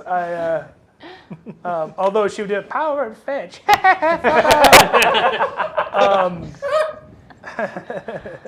She's a Can bon- someone throw bonkers. $5 at the stream to make power word fetch into a real thing, please? So this is what I'm wondering is I don't know if I can use maybe animal handling or if I can something or like Yeah, I'd say animal handling. Okay. That's very good. That's how we got here. I should have picked something I was better at. All right, let's give it a shot. I have no idea what the DC is going to be, but that is 16. Nice. Okay, yeah. On a 16, yeah, Buddy's very excited. And I this don't thing. I don't know what throw distance is. I only have an 8 for strength, so I don't know how far we're gonna. I'll leave that to the powers that be. But it's just Wands gonna. are so heavy. Just to be clear, the game here for Buddy will be to bring it straight back to you and still keep you from doing anything. No, I mean Avada, I'm get the just fuck throwing- out of here. That's what I'm doing. And if Buddy chases it, then I'll make my move and continue So- towards the slug or towards the. Yeah. Here's Cavalcade. what I'm going to say. On Buddy's turn, Buddy will run after it. Buddy is not going to stop you from moving at this point either. Rock and roll. Buddy is very excited, focused on where the stick is, and therefore Melisandre is able to move past. Hell yeah. Rock and roll. Yeah, and then I think I'll just continue moving on towards the cohort. That word's not used enough. Might as well. Preferably keeping myself. Have we seen this slug do anything aggressive with range? Not yet. That's what I can say. Yeah, that's a very DM response. Okay. Yeah. I will. Yeah, I guess I'll just move my. I don't know if we can see the map. I'm just looking to move. So wait, Buddy's moved too, right? Buddy, You said will Buddy move moves on their turn. Never mind. on their turn. Yeah. Wait, yeah, if I think- Melisandre goes right there, can she shoot over an 8-foot high stack of garbage? No, but if I also go there. yeah, well, I think I'll swing harder left and go to that side of the track. Yeah, kind of there-ish. Should have 25 feet. Yeah, about there. Okay. Trying to maintain some degree of line of sight. You do have line of sight for the slug. I would. Well, so I'm assuming that the fetch is my action. I'll call that the move, I figure, and that's about all I got. Paul, I would advocate for throwing a stick to be a bonus action. Well, I would have to fish it out. I would.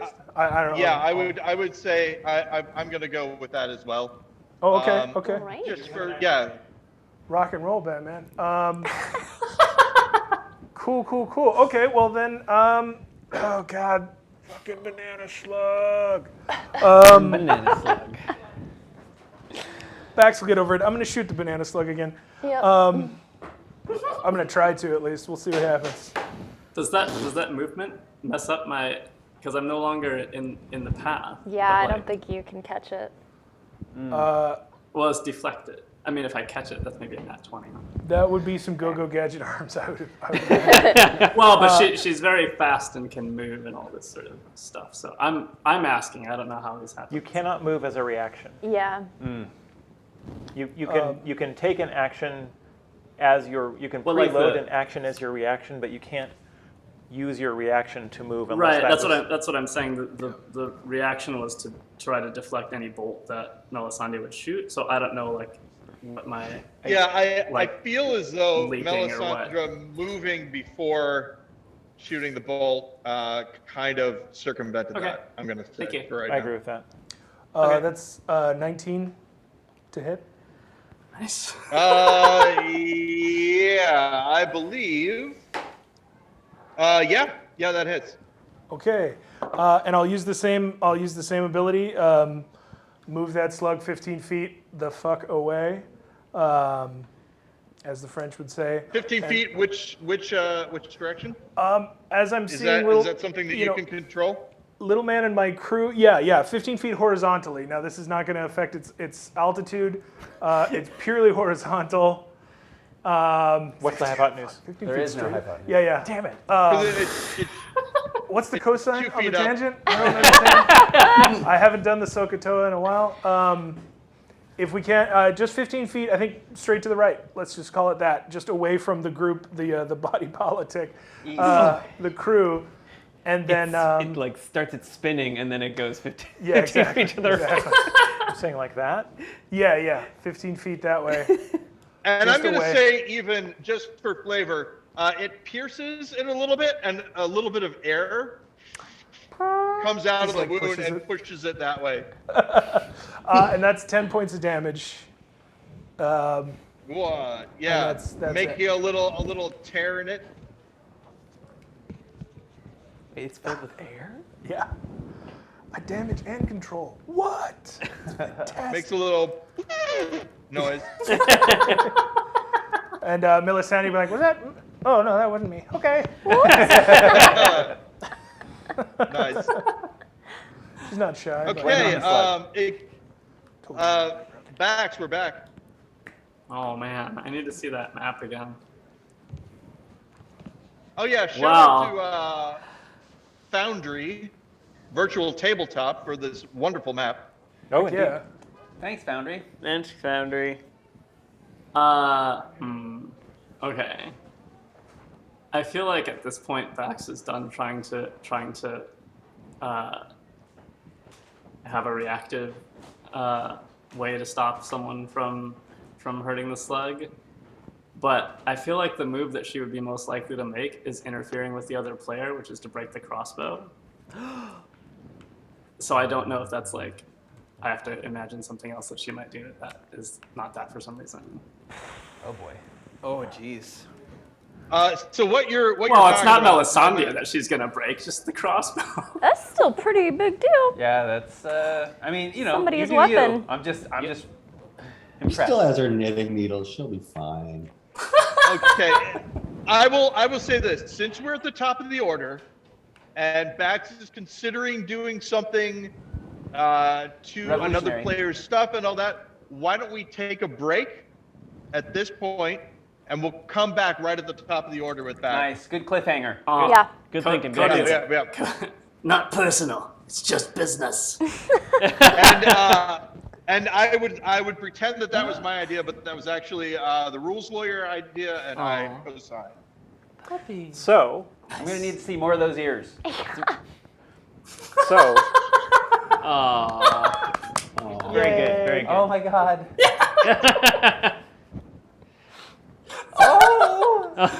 Anyway. My mighty heart. Another is buddy. waiting.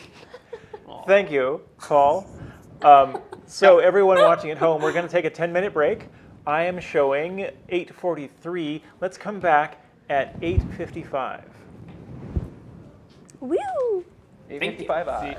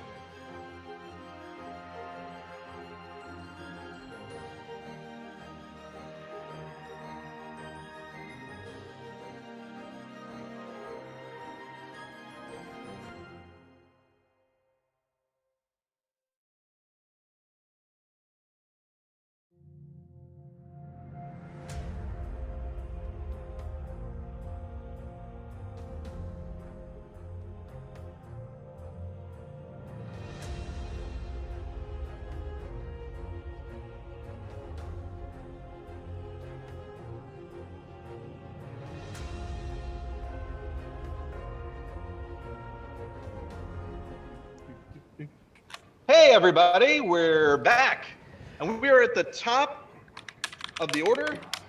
For those of you who are just joining us, if there is anyone who is just joining us, we are in the middle of a fight with a giant banana slug. The giant banana slug who is trying to capture or get the little man of Gnomton, which is a small animated man that has been used for nefarious purposes in the past, who is right now in the possession of Olive, our gnome bard. And it is at the top of the order, which is Bax's turn. Bax is our Lionin monk, who is and party conscience. As last we heard, trying to stop the ranger from attacking the banana slug. Yeah. So and the action we came up with was to try to knock the crossbow out of Melisandre's hand with a 2-hit, so that she would have to take a turn to pick it up, or like basically something is what we figured out, right? And that Cody's cool with this, right? So I don't know what all I'd be doing here. I have a plus 1d4 attack. I have plus 1 to hit melee. Yeah, this is going to be a straight melee attack with no damage, basically. It's your unarmed Okay. So am I just rolling a 20 and then I add 1 to it? D20 and then add. Okay, let's see. 20, I believe the bless was 1d4. You also bless have... is 1d4, and also you have a +4, I think, based on your dex. Yeah. Is there a proficiency? Okay, so then I have a bonus total as well. I don't know. I do have +4 dex, but where's proficiency? Where would I see that? I'll pull up the character sheet. Probably plus, what level are we? 3? Yeah. Mm-hmm.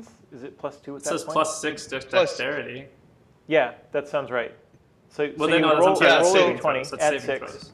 throws. Oh, it is add 6? So add 6 to your to whatever you rolled on the d20. And then add 1, and then also add this a plus D4. 1 to melee hit from the... That's right. Yeah, still +7 altogether. So +7. Okay, that means I've rolled a 23 to hit the little crossbow out of her grubby. Phew. Cool. Formidable. Is this a saving throw reaction, or is this like AC, or is Nope, this what? it's your AC. Oh, my AC is 14. Well then, you hit. Okay, so Melisandre, what you see is Bax runs over and knocks the crossbow out of your hand. I pull my second crossbow. No. I did check my inventory because I was like, how fucking funny would that be? And just for the audience's sake, to remind you, Melisandre is an old woman, an old gnomish woman. And Bax is a child. Yeah, she's like 12 or 14. I don't remember what we figured out. I think it's so I like don't know. 13. Are we doing anything with like the strength or something to figure out how far? Is she just knocking it straight down, or kind of like away at all, or what? What do we? Paul, I'm I going would to say that. Sorry, go ahead. Because I feel like knocking it straight down doesn't really take it away from a gnome. No, I would offer that it gets knocked 20 feet. Okay. Wow. That sounds good. Yeah. Damn. So then she's got. That's why we said she's she's a got to monk. move and then take Yeah, an action powerful. to Can pick we it up mark again, on the- essentially, and that's her whole turn if she wants to still do crossbows. Can we drop a marker Right. on the map so I know? That's where? fair. Yes. Good point. This will be the My rest of our crossbow. turns, just back and forth chasing down the crossbow. This is, I love it so much. I wanted to hit the Imagining slug. And this is the thing. Oh, it's gone into the trash. Oh, it's into the trash. That's true. I was coming from that way, huh? Nice. Oh. So it's where that And circle just is. Okay. just for the people at home who don't, if you don't play Dungeons and Dragons that much, each of these actions is very fast. So all of these things are basically a whirlwind happening, which is great when you think about all the stuff that's happening. Speaking of all the stuff that's happening, we are back to Olive. Olive, you have the little man of Gnomton now, who is I'm going to say he's curled up on your shoulder. He's on your shoulder, sitting, kicking his little legs back and forth. Saying, we should get out of here. I know, I'm like, I got you. I'm gonna just switch that up and cradle him. Say this is safer. Oh. And I'm gonna start just booking it. And as I'm running, I'm gonna yell out to Bax. Bax, if we could just get out of here, nobody has to hurt the slug anymore. Help us do that. I'm taking my full action to just sprint. So since I'm on the trash pile, I'm gonna do a dex save. With advantage. Yeah, I won't forget. You best believe. Oh boy. Well, Add a still 1d4 to both of those. Yeah. All right. Sorry, everybody. That's not bad. That's 16 dex save. That's good. You don't take any damage. And Laura, I'm going to say let's take the little man off the map and just track count it as me. with with all just to make it easier. Yep. Crystal clear. So Can I- Olive, can I- you're moving your full movement? Is that Yep, what's 50 happening? feet, babe. Okay, so that's 25 over difficult terrain. Are you moving off the trash and then running? Yeah, I'm moving off the trash and then just going for the exit. Like due west, right? Okay. More or less. I realize that Bax would probably have shouted, "Buddy, fetch," when swatting the crossbow. Fetch what? Buddy, fetch, when swatting the crossbow. Just a little foreshadowing Oh. for the audience at home. Fair enough. Buddy's got Oh, two boy. things to fetch. Well, But Buddy's did you already hear? got the stick, I Did thought. you hear my message back? No, Buddy hasn't gotten the stick Yeah, yet. yeah. Oh, no? Okay. Okay, Olive is moved. There's some Yeah. kind of roll thing. And just a reminder that while I was moving, I yelled, Bax, the faster we Yes. get out of here, the less we have to hurt the slug. Just Might hurt him anyways, just because razzle, razzle, razzle. That's my turn. Next. Okay. Okay, next, Sue. Okay, I'm assuming that the slug is high enough in the air that I can see it. The slug is 2 feet off of the trash pile. Okay, so I should be, and it's So, within 90 feet yeah. of it, yes? Okay. So you I'm can also see it, just yep. in my head going to tell my familiar crow, who I have now retcon named Raven, to fly away from it. Okay. And then does so. I'm going to center a 20-foot radius in such a place that it only will hit the banana slug and nothing else. And I'm going to cast at level 2 a sleep spell. I already have the 7d8 queued up for me to click on D&D Beyond. Mostly I'm casting it at 2nd level, so I have 7 chances to roll a 3. Okay. Oh, wait. 4, 1, 8, 1, 2, 3, 4, 5, 6. Where'd the other one go? It is a total of, show me all of it, damn it. It was a total of 22 hit points that if it's got more than 22 hit points, it doesn't go to sleep. But if it has 22 or less at this point, then it will fall asleep. Yeah, so the sound of a lullaby is So actually audible what I in the say, air. wait, I want to tell you, because it's the stupidest joke ever. My verbal part of the spell would be like, hey, you look kind of sluggish. Oh, no. Oh, jeez. Ooh. Sorry. Go to hell. So here, this is what happens. The slug looks and like sort of, perks up a little bit. Like if you can imagine a toddler who doesn't want to go to sleep, waking up.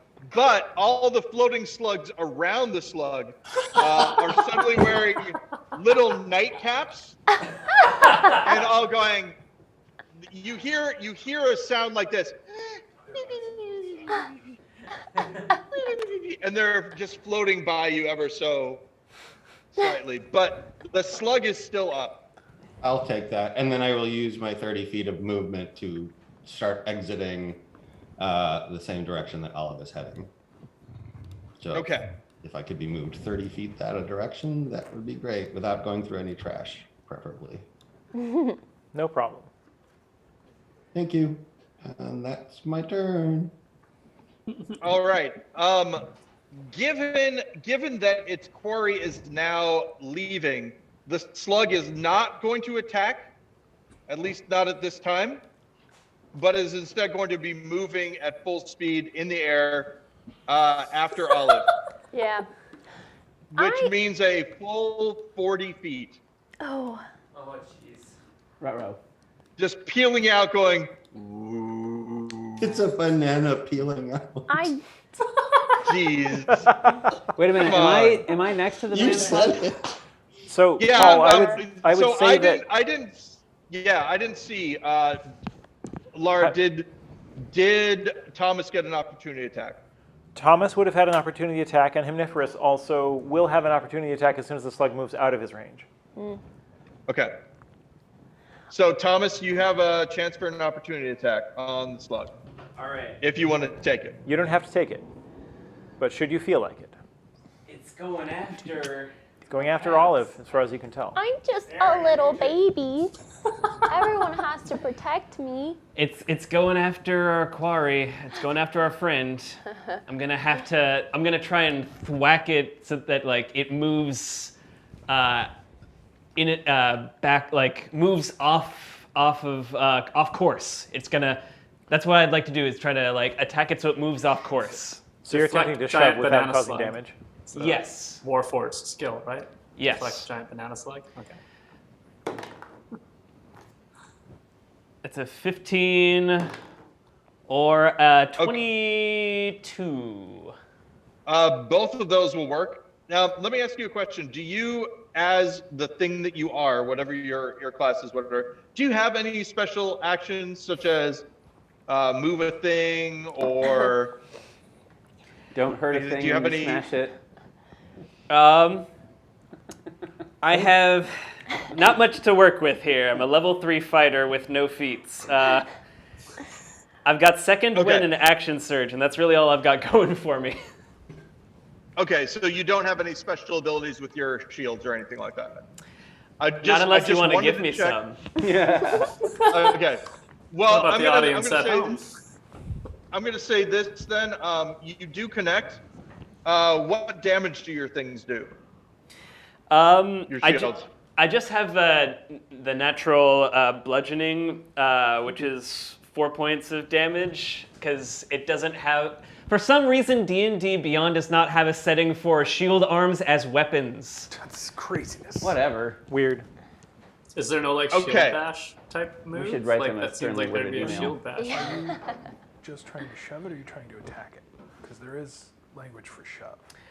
Oh, I suppose. Yeah. I suppose I might be. That's kind of what I was. That's what I was after. Thank you, Shove Cody. it, shove's just a generic action. I think anybody can do it. So I think Nice. Yeah. if you choose, it's Okay, a so contested, you- it's a Strength contested check or roll. something, right? So that's a Yeah, contested it's a strength strength roll.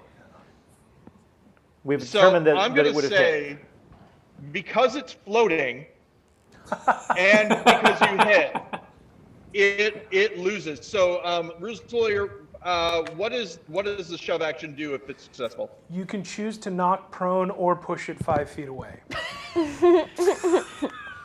Which Which would you rather do? If you knock, Yeah, if if you it's knock a prone. flying thing prone, it lands. It hits the ground. I Yeah. would wonder what is a slug that is not prone? I'm just curious. Slugs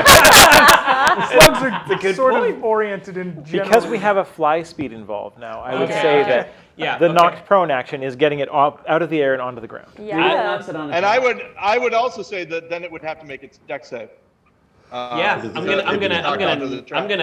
I'm gonna shove that giant flying banana slug to the ground. Yeah. That is Right on the awesome. Ground. Your class is now bully. Okay. I'm gonna kick sand in I his want to face. be a bully. Schoolyard bully. So it hits the ground, and you hear it go Oh. again, Stop it! and where it hits, where you have hit it. I don't think that we had anything like this. But basically, what happens now, and I think we're going to have to draw something on the map, Laura. When it hits the ground and it kind of rents into its side, Uh-oh. a pool of acidic slime wells out of the side of the slug in a 60-foot pool. Oh, that is Damn. Yeah. Oh, sorry, 60 60 feet. feet. Jesus. Sorry, not a 60-foot pool. My mistake. 10-foot radius pool. Oh, Oh. Where would you like that to be? Within 60 feet, which I'm going to say, just because of where it's at, put it Off to the in right. between Thomas and wait. Can you show me where 60 feet is So here is a 60-foot radius from the slug? from the Wow. slug. Whoa. Oh no. Oh yeah, Damn. Doinks. yeah. It's gonna go Yeah, ahead dog. and oh boy, it can't make that far. But yeah, it actually, you look and it seems like it's aiming. It's gonna put the 10-foot radius right in the opening of the right where Olive is. Yep. Okay. Oh no. I knew it. Oh. this is a smart So if slug. Oh If my he can God. catch that- Leads That strategically. edge. I just. That is Bats precise can do bleeding. nothing. This isn't bleeding. This is an attack. Oh, okay. Yep. Oh. Yep. Okay, well, good news, everybody. So- Dax's priorities have just shifted. Good. So basically, yeah, Dax the is red, on our side now. Yep. Hey, what listen. it looks like is Get my goddamn the crossbow. shield.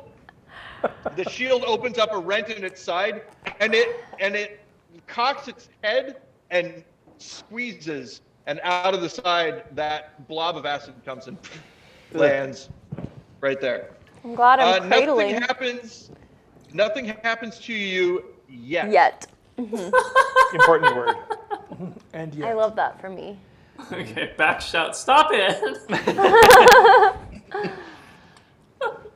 Yep. So that is the giant mutant banana slug's turn. Oh, except that it's. Did I already say that it? Its So force that was was Thomas's interrupted, right? opportunity attack. That was my Yeah. Right. attack. Trying to keep it from moving. I'm gonna say it stays where it's at this round. Okay. All Kind right, of we makes have rules anyway. Tiny Heine. Your turn. I think I'm just gonna beat feet after Olive. Okay. You're gonna use So- your movement and your action. If that's what it takes to catch up, You could be standing next to Olive right now. But You do you did want to that. get in the I acid? think I want to get because I know which direction Olive is going, so I'm just gonna go as far as I can, and if that'll take me past the acid bath. It'll put you on the edge of the acid bath. You'll be in it though. Just I'm gonna outside, stop perhaps. just short of the acid bath. Okay. Good choice. Wise. Put your mask on first. Yeah. The goggles, they do nothing. Exactly. So Hymeniferous, you're there now. And can take an action, right? That wasn't so far, was it? That was more than your movement, so Yeah, you so- had to take your action to get there. Yeah, no, I'm heading out. Okay. Not about staying and fighting at this I point. do feel like I might be going the wrong way though. We did enter from north. Yeah. Oh, did we? So maybe I'm just gonna tell everyone, I'm coming to you. Don't come here. We're gonna new plan, new I'll exit. shoot you in the leg and move you 15 feet.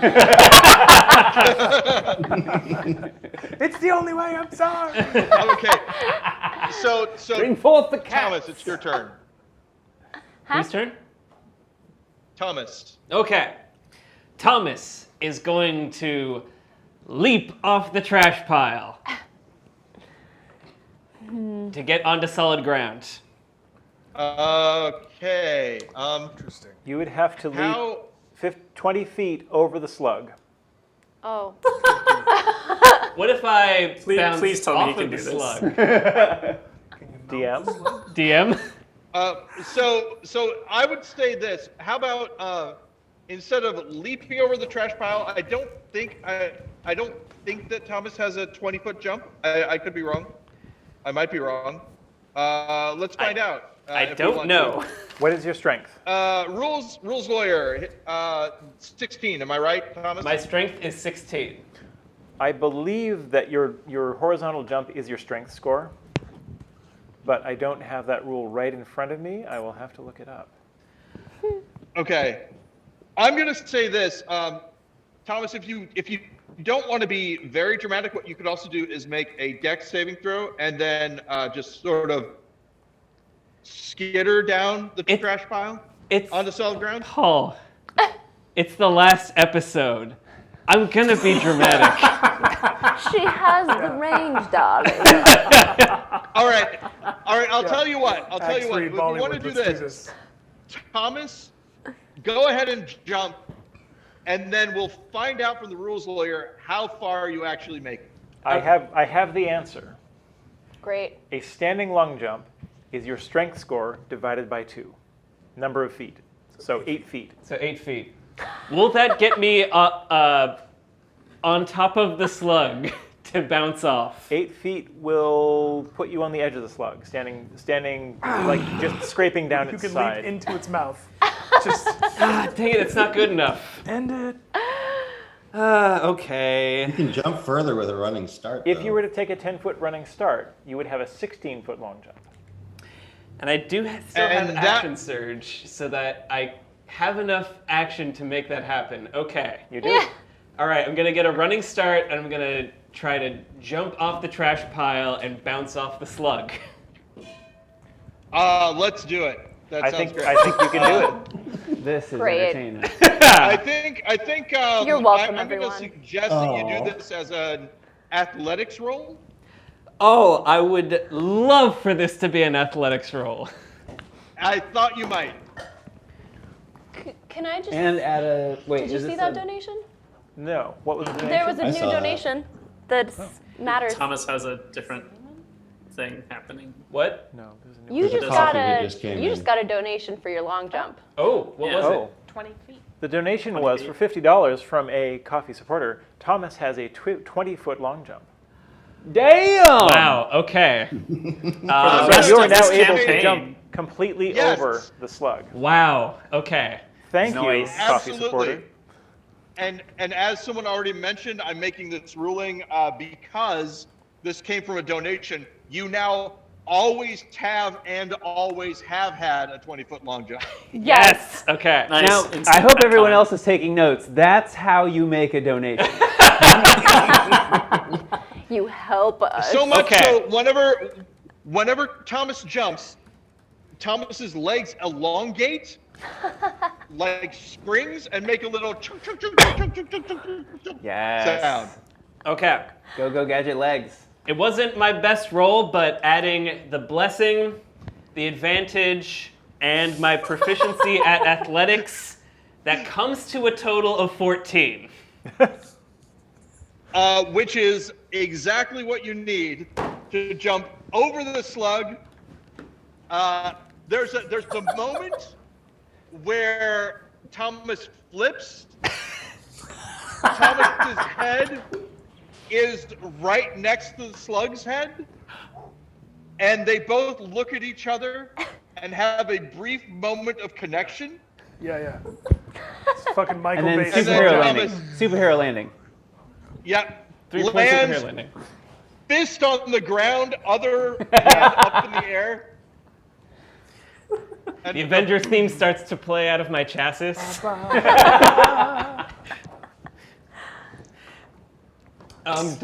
So I'm assuming that's my whole turn. Fucking bonkers. Pretty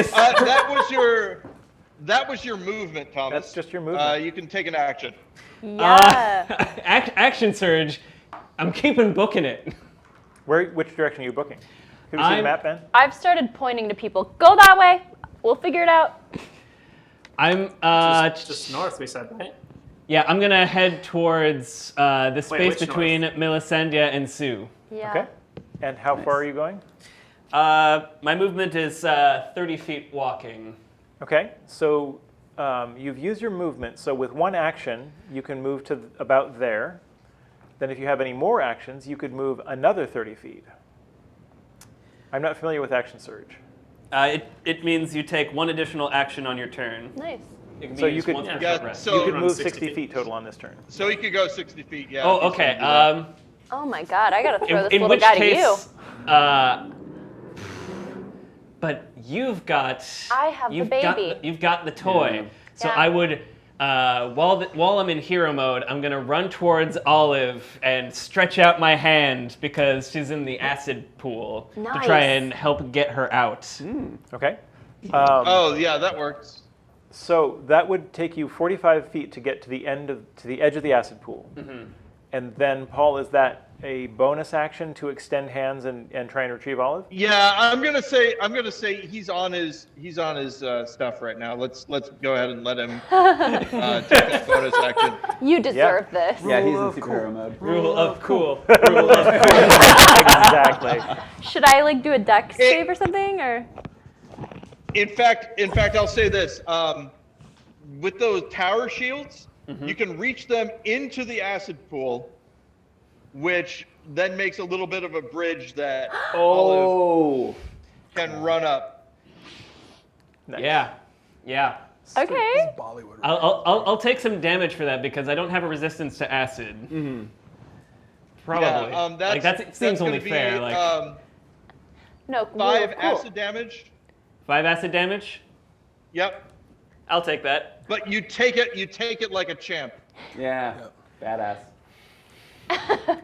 Not even a Just grimace. imagine how a champ would take it. That's what you're doing. Beautiful. I'm a bridge. Build a bridge after them. Over troubled acid. Yeah. Accurate. Okay, I my think God. that's good. enough for We're one now turn. It's enough. the little man Yeah, of tap the Nocturne. brakes, man. What is So this goes to the little man of Nocturne. And the little man of Nocturne looks at Olive and says, "Are you my master now?"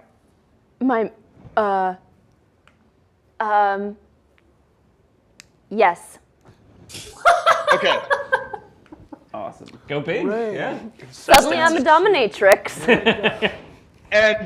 And you hear in your mind from him, I was the only thing that was keeping this slug from exploding. Explode it. Wait, what? Don't. Wait, no. What? Acid. Oh. And Can that's you his make turn. it go away? Anti-explode it. All right. I don't think you can put the sorry, pin go ahead. back in. Oh shit. Bummer. So, How much damage could we Uh, possibly take? You better knock on wood and take that back. Salt over your shoulder, turn 3 times. I did. I You knocked. had salt this whole time? And spin the ground and run around the theater 3 times. Hell. the king of Basura rouses himself to his feet and says, "We have to put him back," and runs after or runs towards where Olive is at. His movement speed is sorry about this. I had it. I don't know where it went. Oh, 30. Oh no. So he would use his full movement to get off the trash, but then he could use an action. and he rolled a nat 20 on his dex save. Oh. Finally, Yeah. these little legs have So- paid off. So he's off. So he's off the trash. Yep. And do you want to use his action to move Spectacularly. another 30? No, he's going to cast. Okay, I am sorry, I don't have my Dungeons Master, the player's handbook in front of me. How does hold person work? What's the save for it? I will check just a moment. Oh, he's doing hold person to me?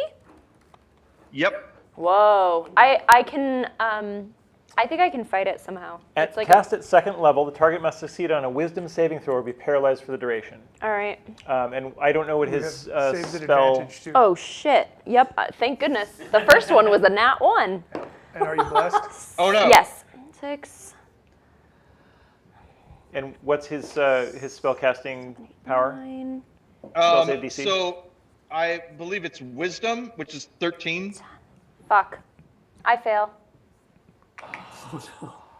So yourself help. You are Okay. paralyzed for 1 minute. Okay. But, Great. But So the King Basura does have concentration on this. Right. So if he lets up, Wait somebody. a minute. Did you do the saving throw? Did you add a d4? I did. Okay. Yeah, I did all of it. And so I just want to point out, you are on Thomas's shields right now. Yeah. So I'm not getting. You climbed up on. Yeah. So You're you're Carry not me. nasty. Carry me. You like a baby. I'm paralyzed, so I say, carry me. That's how that works. Okay. It is now Buddy's turn. Okay, can I see the map, please? So, if we recall, Bax shouted fetch when she swatted the crossbow out of Melisandre's. So I'm going to need Bax, and I forgot to do this. Bax, make an animal handling roll and tell me what you get. Okay, I don't know about animal handling. Do I just roll 20 or what's happening? Yep. It's a Animal handling, wisdom. It says wisdom, it says +1. So is it a 20 and then I add 1? Roll roll. a d20, add run. Yeah. Okay. Well, that's a 6 then, isn't it? Okay. So Buddy had already gotten a command to fetch the wand, which Buddy will now scramble after. Okay, so 2 things happen. One is Buddy loses dex save, takes 1 point of damage. Oh, Buddy. Like that. Number 2, when this beast from hell puts his mouth on the wand, a wild magic surge happens. Cody, please I need the rules lawyer to make a roll on the special handy dandy. I would actually like for Cody to magic make that roll. Roll a d20 and a d100. That's a 13 on the D20. Okay. And the D100 is a 91. 91. Hey, With a 91. The university's to be. What? I'm so sorry to interrupt, but I forgot to say earlier that I did in fact roll a 3. Oh, you did? What? Oh! When was that? When I was adding my D4 to my roll for the saving throw that I failed. Please also roll a d20 and a d100. We'll get to you in a moment. Great. So, the Hellhound's fingernails and toenails grow to an uncomfortable length. Until you trim them, your dexterity is reduced by 1 and your speed is reduced by 5 feet, even if you're not wearing shoes. Take that shit, man. Okay. So Buddy is now clicking and clacking. Oh, Buddy. As one who I can say this from experience, when his nails get a little bit too long, he's afraid to like jump onto things and stuff because it's a little slippery. Yeah, so that's what's going on That's with what the Buddy. hellhound looks like in my mind now. So, Olive. And I'm gonna. Sorry. Yeah, go ahead. So, Olive, what'd you roll? Okay, so my D20 was a 15, Okay. and then my I got 89. 89. With an 89. Really close to 91, I wonder. You gain 1d6 times 10 pounds. You gradually return to your weight over the course of 1 day. Oh, You're holding her up. Thomas, that's bad Wow, timing. That's a Okay, lot for half. 1d6 That's not, I know, I was times gonna my say, weight. that's Let's not see. scaling for gnomes, is it? Is that That's for not humans? or too is that bad. for everybody? I'm pretty light. Oh shit, I rolled a 6. So you've gained more than double your original weight. Oh boy. Yeah, I was going to say. Dear. So you're So 90 pounds? Is that I Well, weigh. you were like 25 or... Let's see. Fuck, I didn't write my weight. Gnomes are not Nope. bulky Gnomes creatures. typically under about 40 pounds. Why All would right. this normally ever Let's come say I up? was like There's- 35, I don't, Yeah, yeah. 30. I don't fault you for I not was writing 30 your weight. pounds. Now I'm 65. Now you're 90 pounds. I'm 90 pounds. Because you I'm gonna gained, say you this gained is 60, density, you so gained like you're not 60 growing pounds. in And you're being No. held. Correct. Suddenly I'm just. You're just real dense. This is the kind of information that She's D&D violet second, like D&D in second Charlie edition and the would Chocolate have this Factory. like you have a poundage. Fifth I'm edition is like I don't know. 90 pounds now. Good God. You're like a So, medicine ball. Okay. The next thing I would like to have happen is Thomas make a athletics roll. That's fair. That seems reasonable. Yeah. Then things got wacky. That's a 24. Oh, nice. Oh. Okay, so this is Still on so the this is zero what happens. Olive changes weight very suddenly, but Thomas instantly compensates and shifts The and rule all of that. cool. So Olive, you're still up. Wow. The way I that love- you, drop the way that I you love badass. muscles in a person. Thanks. And now Wait, but you're it's paralyzed. I am a tank. I need to see the map again, please, if I'm to decide what Obi is doing. Where are you? Okay, Obi had been trying to get the toy. I guess Obi probably is just not sure what to do at all at this point. And since I don't know, like, is Bax allowed to give Obi any direction? Does Obi Fuck have up just his majesty. instincts? I don't know what Obi would do right now. Maybe just go to be back to you again or something. Obi, Yeah, I Obi guess might so, go try and get a grip on King Basura, having seen the spell get cast. Ooh, true. Oh yeah, that's true. We are like protective of this. So Obi is going to try to do something about the slug or Basura. I think probably King Basura over the concentration. So let's try to have Obi do whatever Obi would do to stop King Basura from doing the thing that he's I think a Okay, bite attack first seems of all- appropriate. Sure. Dex save for Obi really quick. Am I doing that? Yes, Or please. is Laura? Okay, what am I doing? I'm rolling the 20. Roll a d20 Roll yeah. and add 1. Okay, that was a natural 20. Do I need to do anything else? No, Nope. that's perfect. Ooh. Obi's good.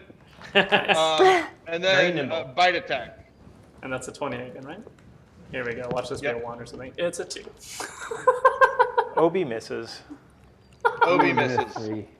Oh, other buddy. and it wasn't Alright. a 3, sadly. Last. thanks, everybody. Okay, so now it is Melisandre's turn. Melisandre. Well, fucking well. Okay, I think the first thing she's going to do is put her hand to one side and mage hand the crossbow back into her hand. Ooh, good one. Nice. Nice. And then cast bonus Style. action. Bonus action will cast Entangle, Entangling Shot, or Ensnaring Strike, excuse me. Ensnaring Strike upon herself, which is just going to have to hold tight because it triggers on the next time I hit something. So that's my action. That's my bonus action. Can I see the map again?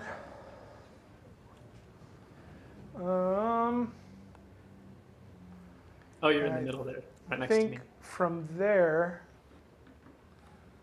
I think I'll just hold tight right there. I don't know that I can ready an action because I already used one, so that's about it. I got my weapon back in my hand and I've got Ensnaring Strike ready to go.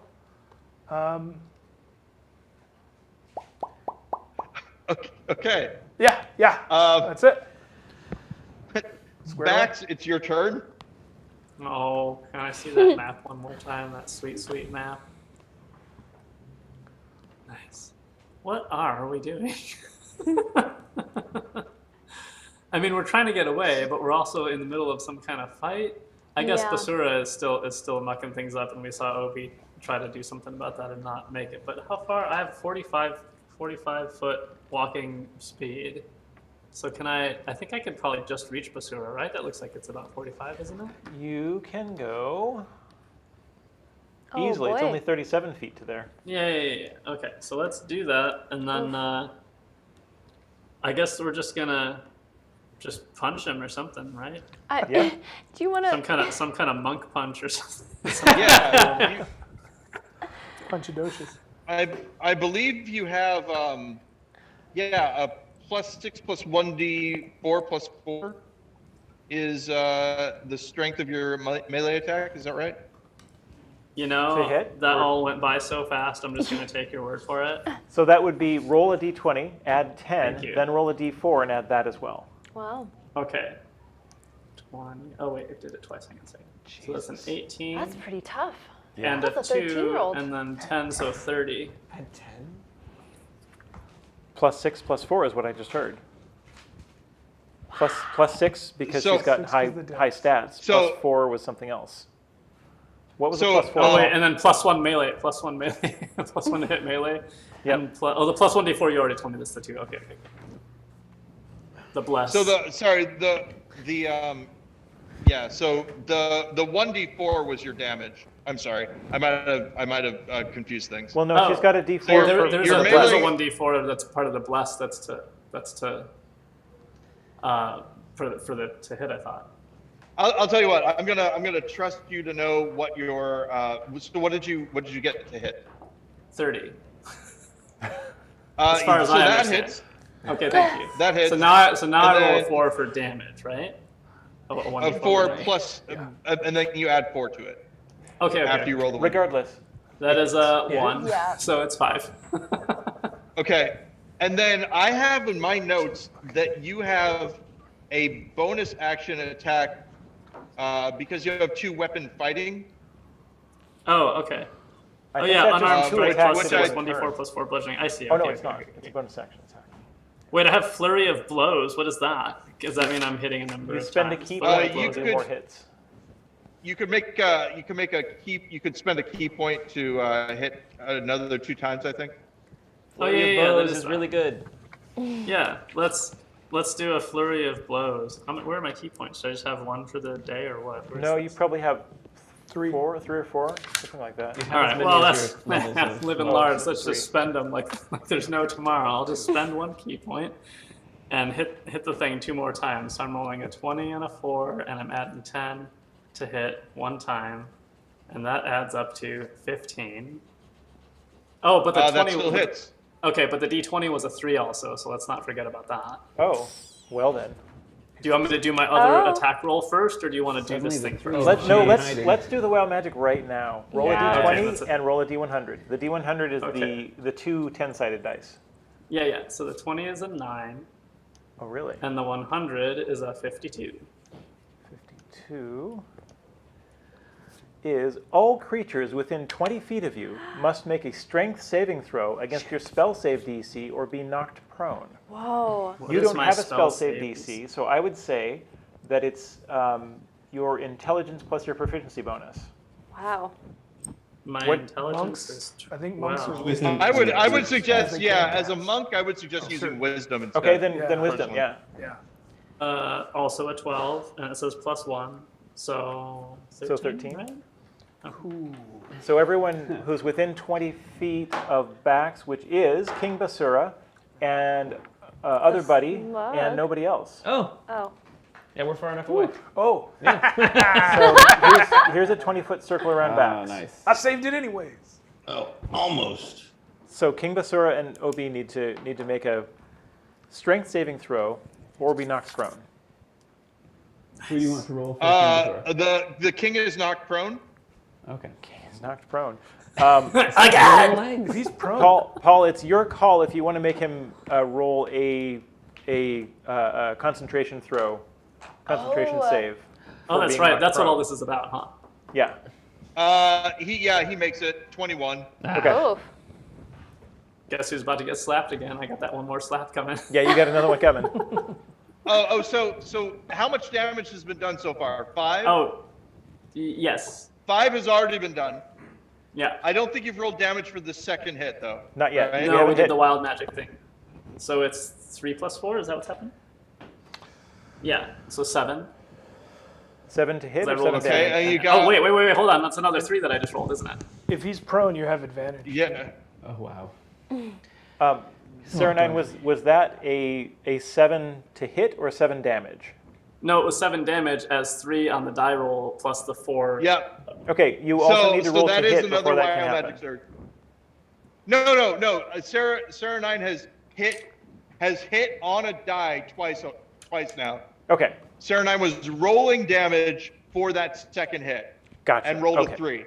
Okay. So, So 7 Yeah, so the damage, damage to total the is Mad 7. King, but Please- also please roll Another another wild wild magic magic surge. That is a Uh, Another 6 d20 for and, the 20. and another d100. 6 all and the then wild 19. magic for this It's now game. really paying dividends. Alex King, it's all for you. Thank you, Alex. Yes. Yes. This is the chaos you have wrought. Did you hear me? 6 and then 19. A 6 and a 19. Yeah. Oh, how exciting. Well, for 1 minute, you gain resistance to non-magical bludgeoning, piercing, and slashing damage, which means that anybody who hits you, their damage is reduced by half for bludgeoning, Nice. piercing, and slashing damage. One For 1 half. minute. I'm just So gonna the write rest of the that fight. down. I Rest feel of like the it's fight, not yeah. gonna be Rest of the fight. 1/2 Bludgeon, piercing, and what? Slashing. Slashing. Of Yes. course, thank you. All right, so now my last hit, which is I roll a 20 and a 4 to hit, and then I add 10, so 16, 18, 28. I feel like that lands. That probably lands. Yeah. And then Maybe. let's throw this little 4-sided on. It is sadly only a 2 for the folks at home, which means it's 6 damage, 6 more damage. And then we said every time we slap him, he tries to concentration throw that, saving throw, right? Yes. Yep, So that's right. Six, and if he's still alive, how sturdy is this little footstool? So he makes his save, but have you rolled damage yet? Yeah, what did I just say? I lost It was 6, 2 damage. right? 6 points of damage. Oh, 6 points of damage? Yeah. 2 Yeah, plus 4. because it's Yeah. 1d4 plus 4, so it's 6. So he's taken 6, 7, he's taken 17 points total from me right now, right? Wasn't the first one a 4? So Or 5, so the, he's taken 18. the footstool, eyes go wide. Tears start forming. Oh.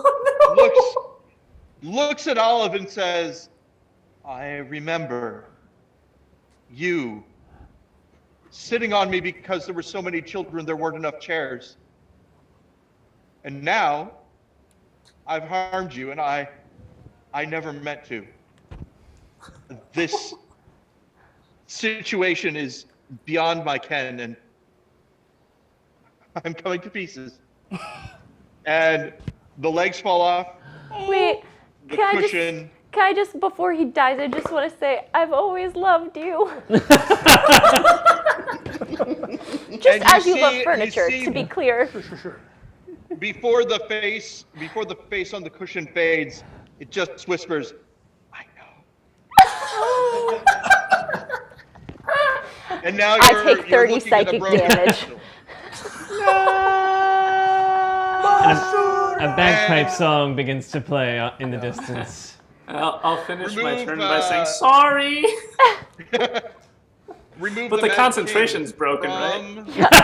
Oh yeah, it totally is. Just to be clear. Remove the Mack Among from other the board. things. He is no longer there. Yes, gone. Now he's just part of the junk pile. Oh, God. Yeah. Yep.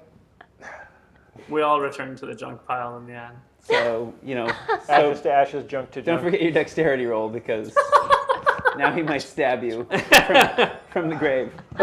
Throwing a torch. Viking funeral. So can we move Olive out of the acid pool as well? I just put her on the other side of. Yeah, that's good. Yeah. Or Good. there? What do you like? Oh, that's good. No, you had it.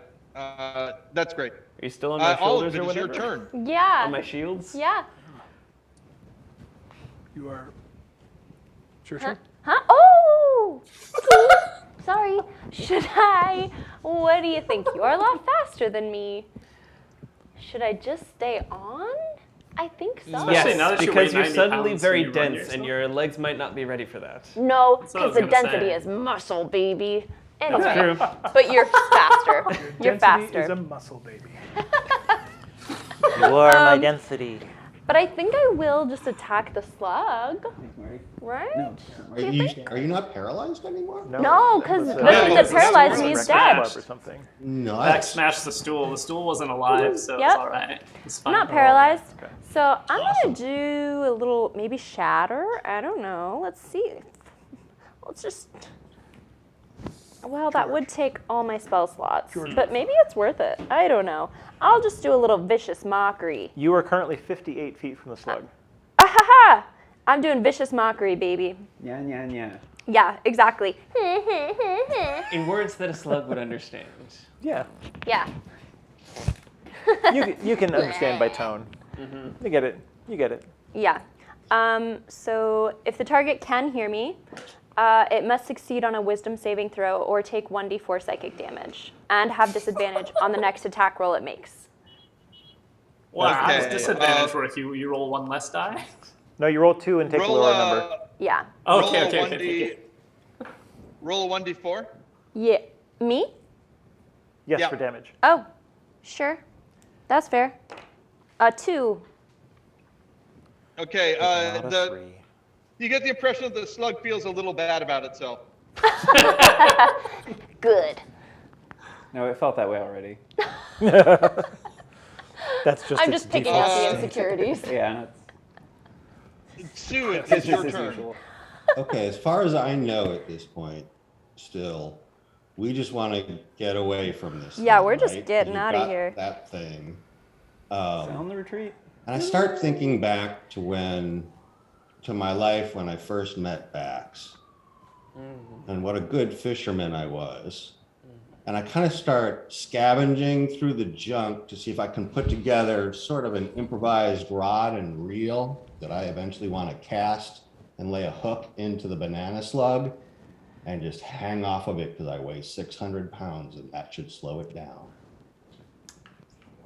Nice. Wow. Okay. I'm gonna say. Like a perception check. It'll and take me chunk more it. than be a one Yeah, turn I mean, to get all put Yeah. together. But that's my intent. Yeah. I'd say a perception check to find your parts. Okay. Skill checks are, I think you have a. are they plus one or what are we doing with those? So I know that you have a +5 to perception. I'm pretty sure, based on your Yep. wisdom and proficiency. Yep. So yeah, just straight up 20. 13 plus 5 is 18.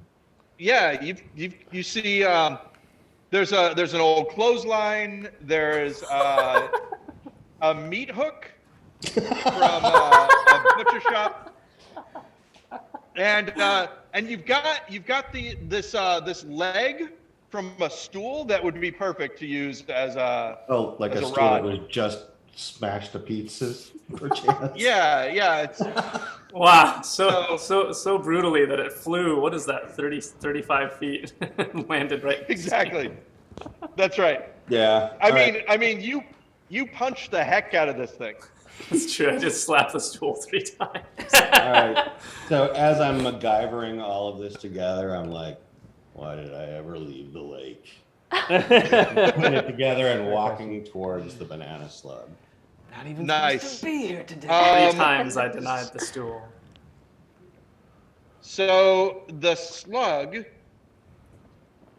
is not having a great time. It starts Oh. shaking, Oh. and it starts rubbing its. That's fine. So it has radula, which rules lawyer, Oblongata? can you explain to the people radulata? How do you pronounce it? I don't recall. I don't have it in front of me right at the moment, but it's something like radula. Are you asking for a description of what this is? Well, I was looking for pronunciation, if that's right. But the sort of mandible things coming off of the front, right? Oh yeah. So. It starts rubbing them together, Ah, yes. and there's a low rumbling noise that starts occurring. Uh-oh. Let's see who's within 60 feet of the banana slug at this point. Me. Pretty sure I'm like right next to it. I don't know. 58 Oh yeah, feet. much of us 60 feet. A bunch of us are within 60 feet. Yeah. I also don't know if I Yeah, party. that's, Actually, that's all of us. everyone except for Buddy. All right, Hey, Paul. everybody. Yeah. Sorry. Should I have been moved it all towards it during my turn, or was the entire turn spent assembling? No, the entire turn was getting all your stuff and all that. Okay. But I will say that, yeah, you're still so you're still within it. Everyone, make a wisdom saving throw. That's my favorite. Advantage. Wisdom. Oh, that's right. Yeah, Saving throws make with sure to roll advantage. advantage. Ooh. And those of you who have bless, make sure you remember your bless as well. Okay, so 13 plus 1d4. Paul, I would have said radula. Radula, thank you. 14, and then is there any kind of wisdom? If One I- with advantage? oh, plus 1. Okay, so No, 15. I've rolled a 15, I think. Oh, question. What's up, Aaron? Okay, is there anyone who got under a 14? I'm guessing you got a 3, right? I did roll a 3 on my blessings. Yeah. So I got 15, so I made the savings throw, but I did get a wild magic surge. Please roll a d20 and a d100. Yeah. Every That's other game I a play from now on. 1 on the d20. Oh, good. Uh-oh. That moves us Without into wild the magic, extreme it's- range. Oh jeez. Ooh. And that is 39.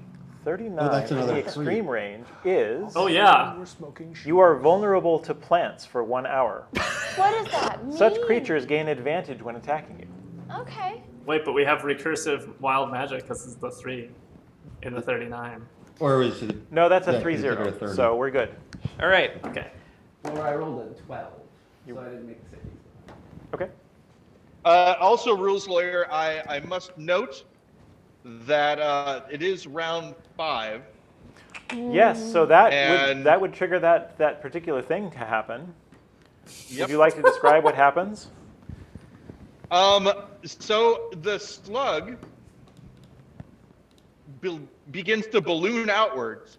And I don't know if we can show it on the map or not. You mean like But that? it has. Oh yeah. Oh, Awesome. It has gone from being a large creature to being a what size is this now, rules lawyer? Huge. oh Huge, boy. right? It is now a huge creature. Oh boy. Huge. What does that mean?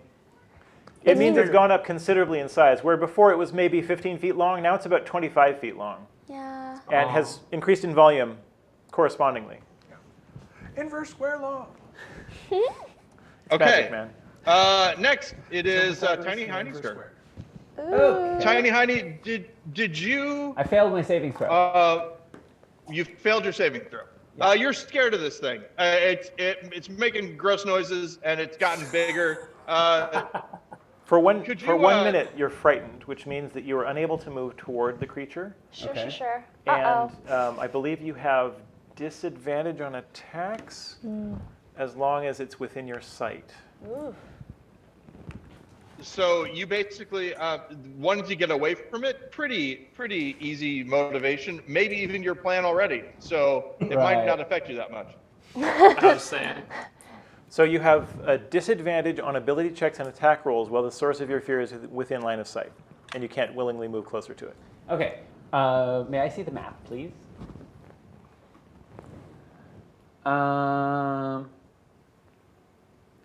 Okay. I would like to cast. What's it Clickety called? clackety. Spiritual weapon. Yeah, you would. And let me just remind myself what that actually does. I think it creates a Yeah. weapon that Yeah. floats along and Yeah, so I'm gonna create a floating spectral weapon within range that lasts, and that's within 60 feet. And it's going to. So I'm gonna conjure it right next to the slug, and it's going to attack. Now I don't know if this spectral weapon is affected by my fear. The spectral weapon is not.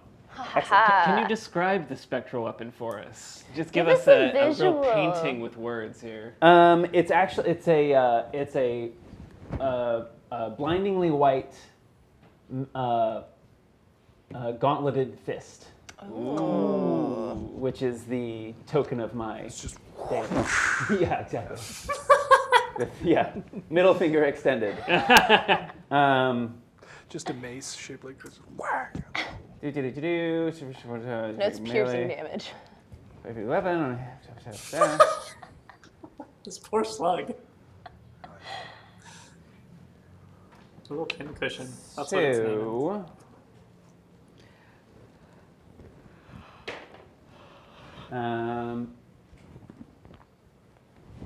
And I'm not blessed, so I don't have advantage.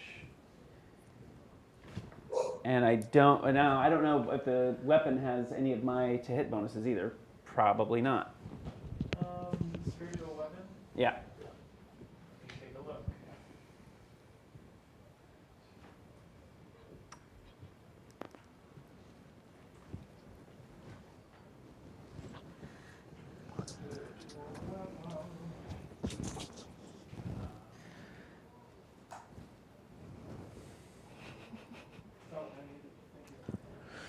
Let's see. Spiritual weapon says you create a floating spectral weapon within range that lasts for duration. Blah blah blah. When you cast a spell, melee spell attack.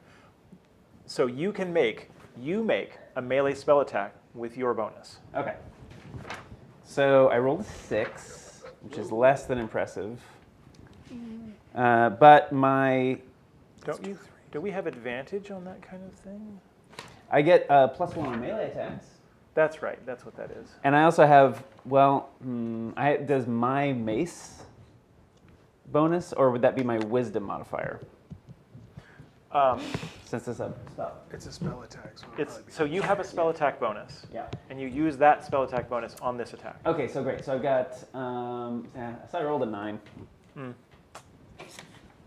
That does not hit. What a letdown. Yeah, all that for a miss. Is he within 30 feet of me? But you now have a spiritual weapon up. Yes. And as long as you concentrate, it's available. Yeah, and it's as a bonus action. Is I Tiny can Heiny move it within 20 30 feet and of repeat me? the attack. Nice. I believe he is, Sue. Okay, so I see that failed, and I use my chronal shift as a reaction to let Tiny Heiny re-roll. Oh, That uses up one of the cheat Well, dice. this time I rolled a 7. So I got It was worth it. But as a bonus action, I can make the weapon move up to 20 feet and repeat the attack. Sounds good. So one more try. Where did you cast the weapon to start with? Please, I have to know. Isn't that one? Just like The pendulum swing. just directly between me and the slug, but right slug. next to the slug. Okay. Where is your god now? Yeah, seriously. It's laughing right at it. So could we see the map for just a moment? Because I want you to appreciate my spiritual weapon token. It's this delightful dapper cat is your spiritual. This will be your spiritual weapon. Excellent. I mean, Approved. thematically, that should be mine. I agree, but this is I have a limited palette from which to Yeah, work, so I had that's to pick the right one. Mostly cats, this palette. Yeah, Mostly cats. Yes. If So I you did get the roll aberrant- a natural 1 on my second attack. Yes.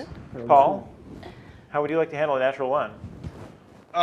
With a natural 1 on that attack, the spiritual weapon disappears. Oh, we just got there. Goodbye, spiritual cat. It's actually this fits the whole, because I was really kind of reconsidering my deity, to be honest. Yeah. This totally makes sense. Hey, your deity made me look really cool. Yeah, it's I think true. my deity likes you better. I look Just really cool. tired. Yeah. Remember, the only difference if I between could- a cleric and a warlock is style. If I could just Speaking of which, if I could just interject Thomas, for one it's moment. your turn. Oh, sorry. Go ahead. So we've had a donation from Kelly Parrish. Bax, you have advantage on your next roll, your next ability or attack roll, which does not already have advantage. Thank you. Yes. Thank you, Kelly. Thomas, it is your turn. Oh, yeah. I'm on it. Yeah, I'm here. Chugga chugga. I think that first, Thomas is going to do a second wind, and which is once per short rest, you can use a bonus action to regain 1d10 plus 3 HP. Nice. And that's 6 HP for me, so I'm back to 30. And more importantly,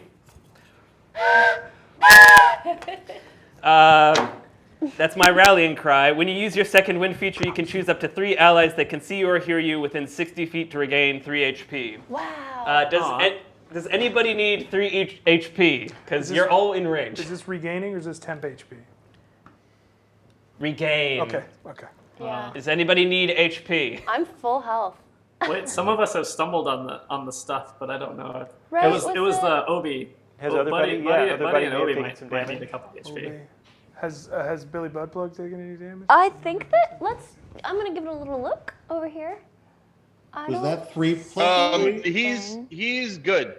Okay. The little man Gnomton is good. No damage. Okay. All right, so if this doesn't give anybody any extra health, I just wanted to lift their spirits a little bit. And then make for the exit up north. Yeah. Motherfucker. Carrying Olive with the tiny sex toy man. Yay! How far are you Did moving? you say 30 that feet? you were 3 plus 3 As much to as I get that can, distance? carrying a 90-pound gnome and a question mark weight sex toy. 1 pound. 1 pound sex toy. Also 90 pounds. curiously. What's your movement speed? 30, and my athletics is a +5. It's only 1 pound. If that but means I anything. don't think you're going to have any trouble carrying 90 pounds. Okay. Was there Yeah, I a doubt 3 that roll encumbers in there you at all. somewhere, or was is the 3 a Sounded like fixed a number? I'm sorry? The 3 is the 3 that 3 HP, is that a fixed number, or was a roll or something? It's a Was that fixed 3 number, roll? yes. Okay, Only okay, 3 okay. HP regained. Not a roll, though. Not a roll. That's Not what a that's what I was. 3. That's what we were wondering. Not a 3. I thought I heard 3 plus Sorry. 3. So Damn. my Okay, old so you're moving 30 feet. 30 feet towards the exit. Okay. Yahoo!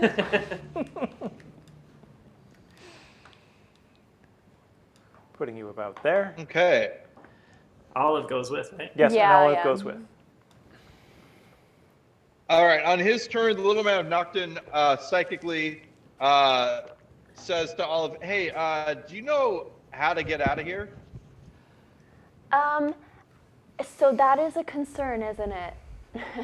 I was hoping, Melisandre, do you have like, I hear you're a ranger. Can you get us out of here? Eventually. Great! Do you know Good how tiny, man? Absolutely not. That's why I was asking you. That's it for his round. He's not doing anything else. Yeah. Okay. So this is a very, very niche question. I grew up in rural Illinois when I was a kid. Have any of you ever seen a dog that has gotten a hold of a Roman candle? No! I've been to that side of YouTube. Yeah. That's scary. There's a point in time where the dog suddenly realizes the power that it has when the humans start running away and things like that. On his turn, Buddy is going to use the wand to do another wild magic surge. And This is everything I had hoped when I did this. I was like, So, Paul, this tail wagging, jumping up and forth. Yeah, go ahead. this wild magic wand has been used once. Is that correct? That is what I understand. Yeah. It only has 1 charge. Oh, but Buddy doesn't know that. Nobody doesn't know that. Yeah. But So Buddy is just whipping this wand back and forth I whip my wand back and forth. as happy as can be, and will not take any other actions this turn. And that is Obi's turn. I got my wand, flip, shake my tail. Baby, how you feeling? Feeling good as hell. every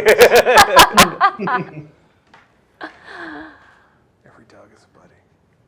So what is Obi doing? Oh gosh, can I see that sweet map again, please? What is Obi doing? I guess Obi's kind of following the crowd, but you know, Obi's right there by Max, and the slug has proven to be a problem. Obi is probably just going to slightly move and position themselves there between the slug and Max. I'm gonna give a suggestion. Oh, please. Hey, rules lawyer, can you pull up in the DMG what the range on the Hellhound's fire breath is? Oh yeah, thank you. See, I don't know what they can even do. That is a fine question. Obi's got instincts that Bax just doesn't know about. Obi's more of a heck hound The anyway. fire breath is a 15-foot cone. Did you not move at all on your How much again? Say it one more time. 15-foot cone. Yeah, I was kind of. Can Obi move into position so that Obi Yes. is 15 feet? Okay. Obi, I would say, could actually not even move and still hit the banana slug. Let's do that then. Obi does 16 points of fire damage. Nice. I will say that the slug, everyone can witness now, has a vulnerability to fire. Oh. What does that mean, rules lawyer? Well, that means that when hit for 15 points of damage, it actually takes 30 points of damage. Whoa. Damn! Good job, Obi. Doubles all damage. That is 32 points of damage then, because it was a 16. A 16, I yes, might have then missed 32. Damn. Slug is unhappy with fire. Noted. And- I have a fucking fireball wand. What am I doing? Oh my god. Well, Okay, so that Dog is Well, that was money well the spent. worst that you have seen this slug take at this point. It's still up, it's still moving, but it did not like that for sure. yeah. Melisandre. Oh, golly gosh. Whoops. Well, fuck you. God damn it. Yeah, Was it a 3? Swing and a miss. 4. Damn it. so close. So close. That didn't fucking work. Awkward. You smoothly mage hand the crossbow back into your hand and then just miss. Just goes off over here. Meant to do that.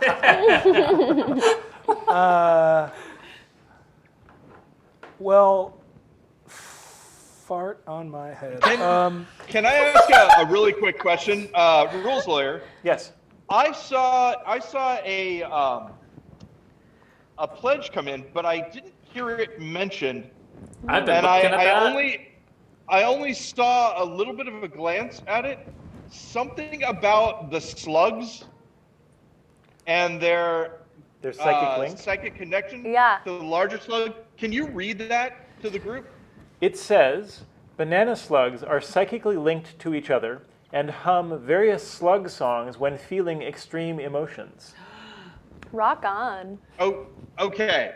Now, I don't know. I Noted. should say I- I didn't mention this on stream. I apologize. I mentioned it during our break. I told the players during our break. So I don't know anything about anything. So take this with a grain of salt. But the Gnome Ranger has the ability to speak with small beasts. Now I don't know if this would at all be able to do anything, but I'm just throwing that out there that any gnome with that ability can talk to these tiny slugs. I don't know exactly what, but it was just something that struck me when I saw that. Yeah, yeah. do you think Possibly they're trying to influence talk the to larger us? slug. The tiny slug, help me understand, are the tiny slugs, these are just tiny slugs that are around, similar to, Right, they're- forgive me, these I are- was these not are here for the tiny- setup. Wait, these are the tiny slugs are emotionally attuned to the large one as well. Are we not surrounded by like hundreds of screaming slugs right now? Because the large one's just been set on fire in a huge way. Yes, I think so.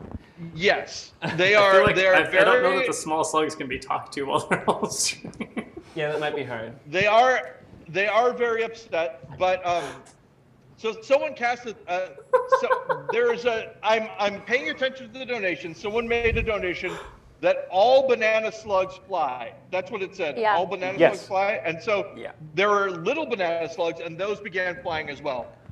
And then another donation came in that said that the banana slugs are all psychically linked and they share emotions with each other. Yes. And songs. Yeah, they sing to each other. And That's songs. important. So again, this is not me pushing you in any way. It's just, I noticed that a donation came in with that wording in it and I hadn't heard it on the stream yet. So I just wanted to put that out there. Thank you for during- correcting that. During extreme emotions, so they're all singing in agony right now. Yeah. Right? Yes. Yeah. They're humming, Yes. humming in beautiful agony. They're singing the burning song. The roof. But also you can speak to small beasts. So you would also That is true. you would know that that's happening. So anyway, Yeah. sorry, I didn't. All mean the to gnomes detract from your turn. I was just throwing that out there. No, yeah, that is, I don't know that I can use that to my advantage at this time, but It's a that nice is- color yeah, to the story. I saw that, yeah. Power word fetch, see? No.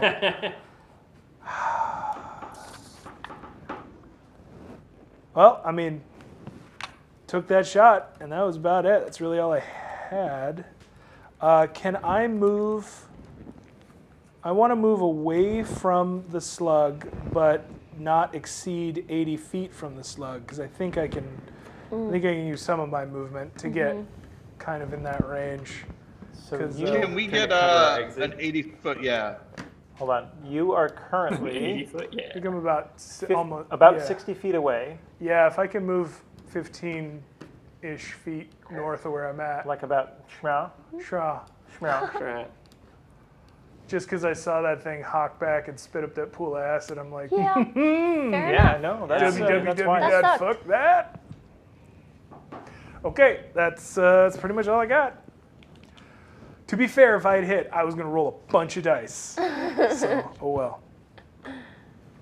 Backs, babe. Is it back? Is it Speaking back of backs, it is backs to you. Nice. Pun time. Ew. Well, at this point, I Flawless suppose Bax would make her way over to the banana slug. And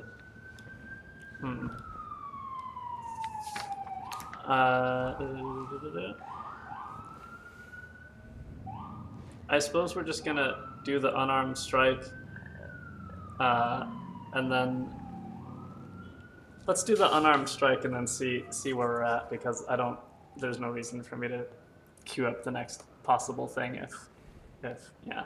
So I roll a 20, and I roll a d4, and I roll, oh, it's a nat 20. Do I have to do anything? And it's a nat 4?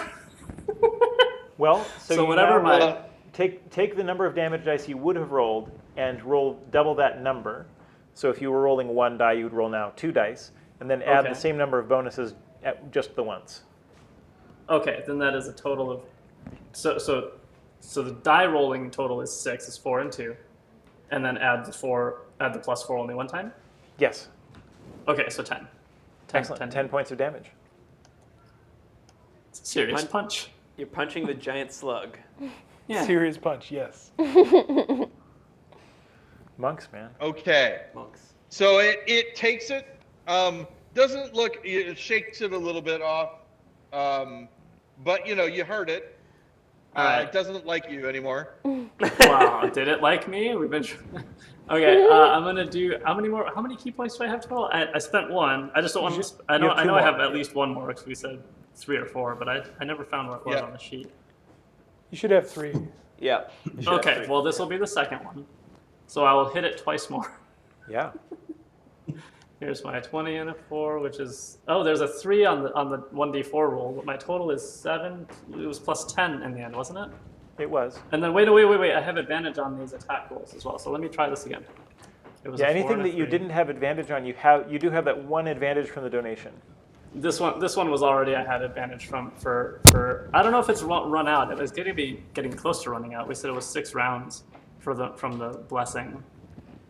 Oh wait, no, where's the Oh, the advantage? blessing doesn't wasn't give you advantage. advantage. The blessing was. No, was a I'm plus sorry, D4. I'm missing. So this is the advantage. I'm sorry, this is the Yeah. advantage. I'm confused, as usual. So this is 16, and then it's plus, it was plus 10, right? We figured out, I thought. Yeah, I'm still unclear how we got that to would that hit. number, but yes. The 26. Okay, but on the other roll that we're throwing out, I did roll a 3 on that 1d4, so I don't know if we're wild magicking with that or if we're discarding it because I'm discarding the roll. Nope, that's wild magic. Let's do a thing. Roll Oh. a d20 and a d10. Or d100. Alright, so the d20 is a 2, Oh, extreme again. and the 100 is an 81. 81 on the extreme table is all allies within 20 feet of you gain a -2 penalty to attack and damage rolls for any ranged attack they make within the next minute. Woohoo, I'm glad I moved. That's only buddy. Does that affect? I don't So think that that's affects only- anybody. I don't think that even hits OB. OB. Wow. I'm glad I stayed where No, I it was. does. No, So it, yeah, it, that totally it hits hits. Obi. It hits OB. So OB has, Oh, the breath weapon. what did I just say? -2 -2 penalty to attack and damage rolls For ranged attacks, though. for ranged for attacks. ranged. And the flame breath's a ranged attack. The flame Okay. is a ranged attack, yeah. Did I roll? I didn't roll damage Oh, for this yet. but it's a cone, right? So it isn't a 2-hit. It's still a ranged attack. I don't like that. So it still I don't affect think I damage. rolled. But I Paul, don't you're the think I DM. If you want to rule that it's not a ranged attack, it's not a ranged attack. Yeah. We'll see what Stand happens. up for yourself, rules lawyer. I'm not the DM. I don't think I've rolled the damage for this second hit though, right? Yeah. No, not yet. I rolled D4 No, you have twice, not. or was that? Am I rolling D4 twice, or was that only for that first hit? I don't remember why that happened. Just for the first hit. The first hit because you rolled a nat 20 on the first one. So Okay, well this is a 3, so it's 7 damage, but also we've wild magic again. So D4 7 is damage, dangerous. and then I'm gonna go ahead and do the thing, which is a 2 again, Oh shit. and a 9. Wait, it's a 10 and a 9, so it's 19. That would be a 19. it's 0. This is 9. Wait, but this is it would be 0 would be the way it would have rolled on the dice. Would be 9. What are the two dice say? 10 and 9, but 10 is the one or the tens place, which would have been a 0 if I'm rolling and right. And it was 1 to 10. No, a 10 and a 9 is 19. The way the D100 works is that everything that appears on the die is the same except when you get a 0, 0, then that's 100. Wouldn't a 1 and a Okay. 9 be 19? A 1. That's what I was she saying. says. So A the 10 would have been. Oh, so the 10 she is, has 10 is zero. represented. She has a 0 10. and 9. Yeah. So yeah, On the- it's on a the 9. D- Okay, 10. gotcha. That's what I was saying. Yeah. So, Okay, so it was a 19. The next single target Yep. spell you No, cast. The it next was a single 9. target. We said. The next single Is it- target 'cause it's spell a you 0 cast now. within the next minute must target one additional target. Yeah, so rules lawyer, I'm sorry, I just want to back Seranine up on this. If Seranine rolled a 10 and a 9 on the die, that would be a 0 and a 9, which would make it a 9, not a 19. Yes, that's what I was trying to say. If you'd like to roll that way, that's fine. The effect is you're resistant to all damage types for 1 minute. Oh, okay. So let me just. Sure, I sure. already was resistant to 3 types. Am I like double resistant to those, or I'm just resistant? No, to you're just everything now? resistant to everything. So any me erase damage the that you take types. is reduced by half. Nice. That's cool. That might come in handy real soon. Yeah, keep rolling those 3s. Might, yeah. Okay, so here's the last hit, which is I roll a d20 and I roll a d4, and the d4 rolled a 3. I'll show you my screen if you doubt my Jesus. This So is what that means I D4s rolled do. a 21 total to hit, but one of those was as a d4 that rolled a 3, so that we hit. And before I do damage, I will roll a d20, which is a nat 1. Ooh. And Wait. then the d100 is 75. 75. All creatures within 20 feet of you, including you, must make a dexterity save against your spell save DC or be affected by a fairy fire spell. Ooh. A That could be dexterity worse. save against my spell save DC? Yes. Yeah, be That'd be your wisdom. wisdom. So That means the I banana have to slug too, roll a dex. I'm confused. Did I just roll a 20? Your spell save Somebody- DC would be 10 plus your Yeah. wisdom modifier. So you, Okay. OB, and but you said a Banana dex Slug. save?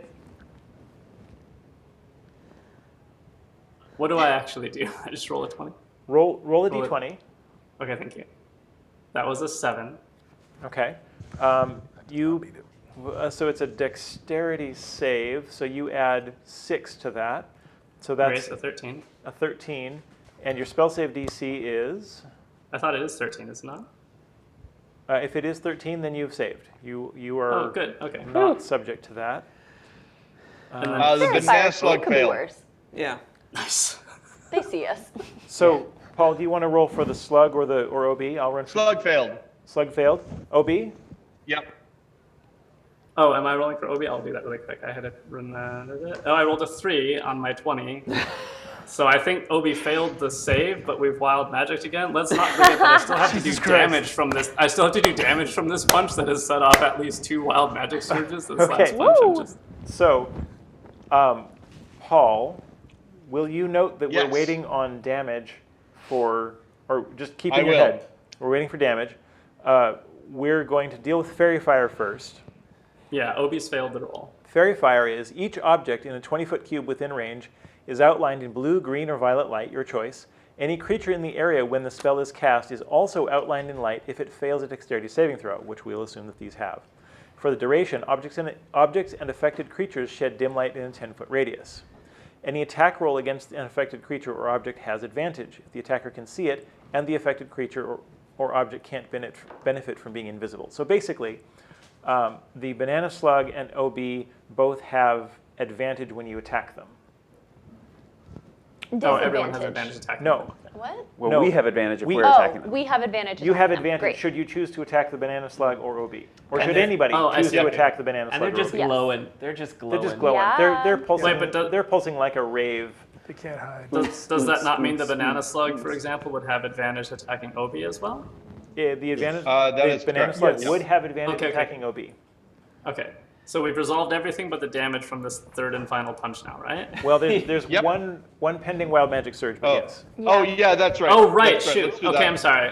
All right, here's my 20 for that, which is a 7. Okay, that's the And medium. the 100 I'm gonna write a new is rule for It's 93. not making things go faster, but it is. 93? Is that what you said? Yeah. Okay. Oh, God. Is that a 3 in the one position counting No, as a no. 3? No. Okay. Okay, good. It has to be a 3, so I have to roll 0, 3. Thank you. That's what I was missing. Yeah. You gain spider climb for 1 minute, and it does not require concentration to maintain. Great. So Okay, that means that you can climb up anything. We don't have anything here to climb, so it doesn't have much effect. So now the Sure. damage. Now the Maybe damage. maybe I don't dex check on the trash climbing anymore. Yeah. Yeah, I would say no dex check, and also you could climb the banana slug if you wanted to. Ooh. I might do that. Yeah. The 1d4 that I rolled was a 1, so then it's +4, so 5, right? Yep. Okay. Yep. For damage, the last punch. Okay. Yep. All right. All right. I put myself face down and I end my turn. Oh, Olive, it is your turn. great. I've been prepping. I've been thinking. I'm going to cast Fireball right at the slug because I have a Fireball wand that I've forgotten about. Do I have to roll Perfect. to hit for that? No, it has a No. It has a Okay. saving throw. Great. So I already rolled the damage. So you have to see if it And saves. we can actually put that circle so that it doesn't hit anyone but the slug. Yes, I was just Yeah. kind of setting it up. Great. Yeah. Not you. I knew that you knew that already, Laura. I was just telling Yeah. Olive in case that was a concern. It's not. Definitely. I did the math. And so the creature has to do this dex save. Yep. Did you roll any 3s when you were rolling the? I did, and I was going to say that. I did roll a Boy. 3. How many? Okay. Just one. one. I'll do the dex save for the slug. Oh nope, slug did not make its dex save. Great, which a means slug. it takes 32 damage. Wow. Yeah. Do it. And oh wait, that was not the right. Okay. We can keep. For anyone who's did you remember interested, your blessing I'm using the when Wild you Wait, Rose you said- Initiative you table off said it- communitywiki.com. When you Oh. said it took 32. No, because it's not it really actually. Same as damage. the sorcerer. Oh, okay. Yeah. Hold on, too many things. Wait, Paul, how much? 32 points of damage. Yeah, I'm checking with Olive. Olive, so you rolled 16 points and then doubled it to 32. No, I rolled 32. Jeez. Wait, So what? it took So 64. 64. Yeah. Yeah, because it takes double Yeah. for fire. It's dead, right? Like it has to be. It We shall is. see. It is not looking good. Wow, that's tough. Okay. And then Wild Magic Surge, I rolled 73 for the 100 and a 3 on the D20. In the extreme range. Is it I'm also not- another I'm Wild not going Magic to make Surge? you do another wild magic Okay. surge on that. It's getting too strong. Alex, Yeah. King, you're too strong. Yeah, Alex was always. For 73, in the extreme column, we have make a Constitution saving throw against your spell save DC. Okay, If you fail, you are stunned for 1 minute. okay. I fail. Wait, I get advantage.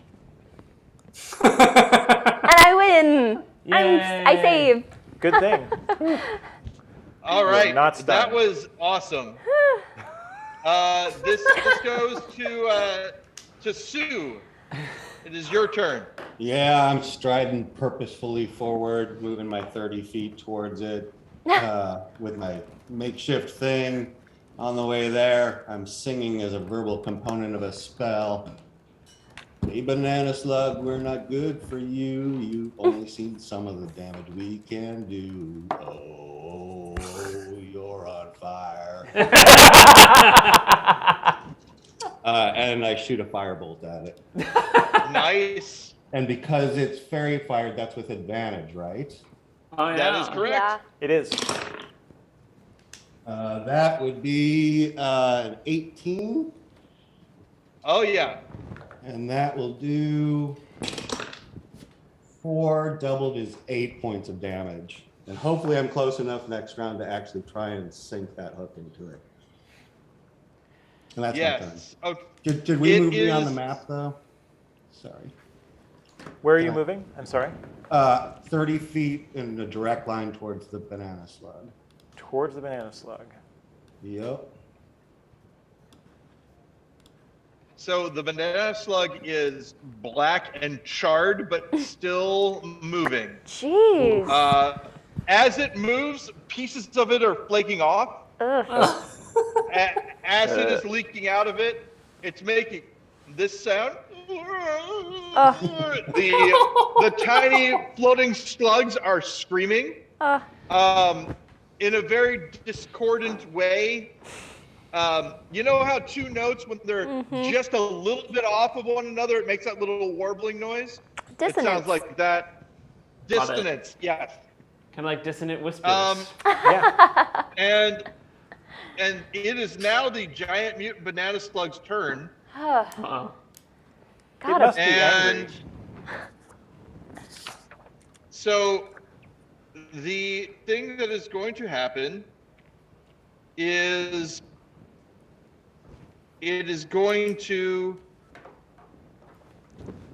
All right. So I need a 30-foot line drawn from where Bax is to where Sue is, and see if it hits anybody else from the slug. A circle? So starting from the slug, I need a line that's 30 foot long, starting from the center of where the slug is.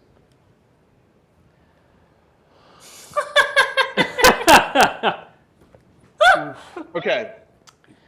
And then that's going to be a DC 14 dexterity saving throw from Sue and Bax. with advantage. So I have an advantage on saving With throw. advantage. And you Wait, can, you have that? wait.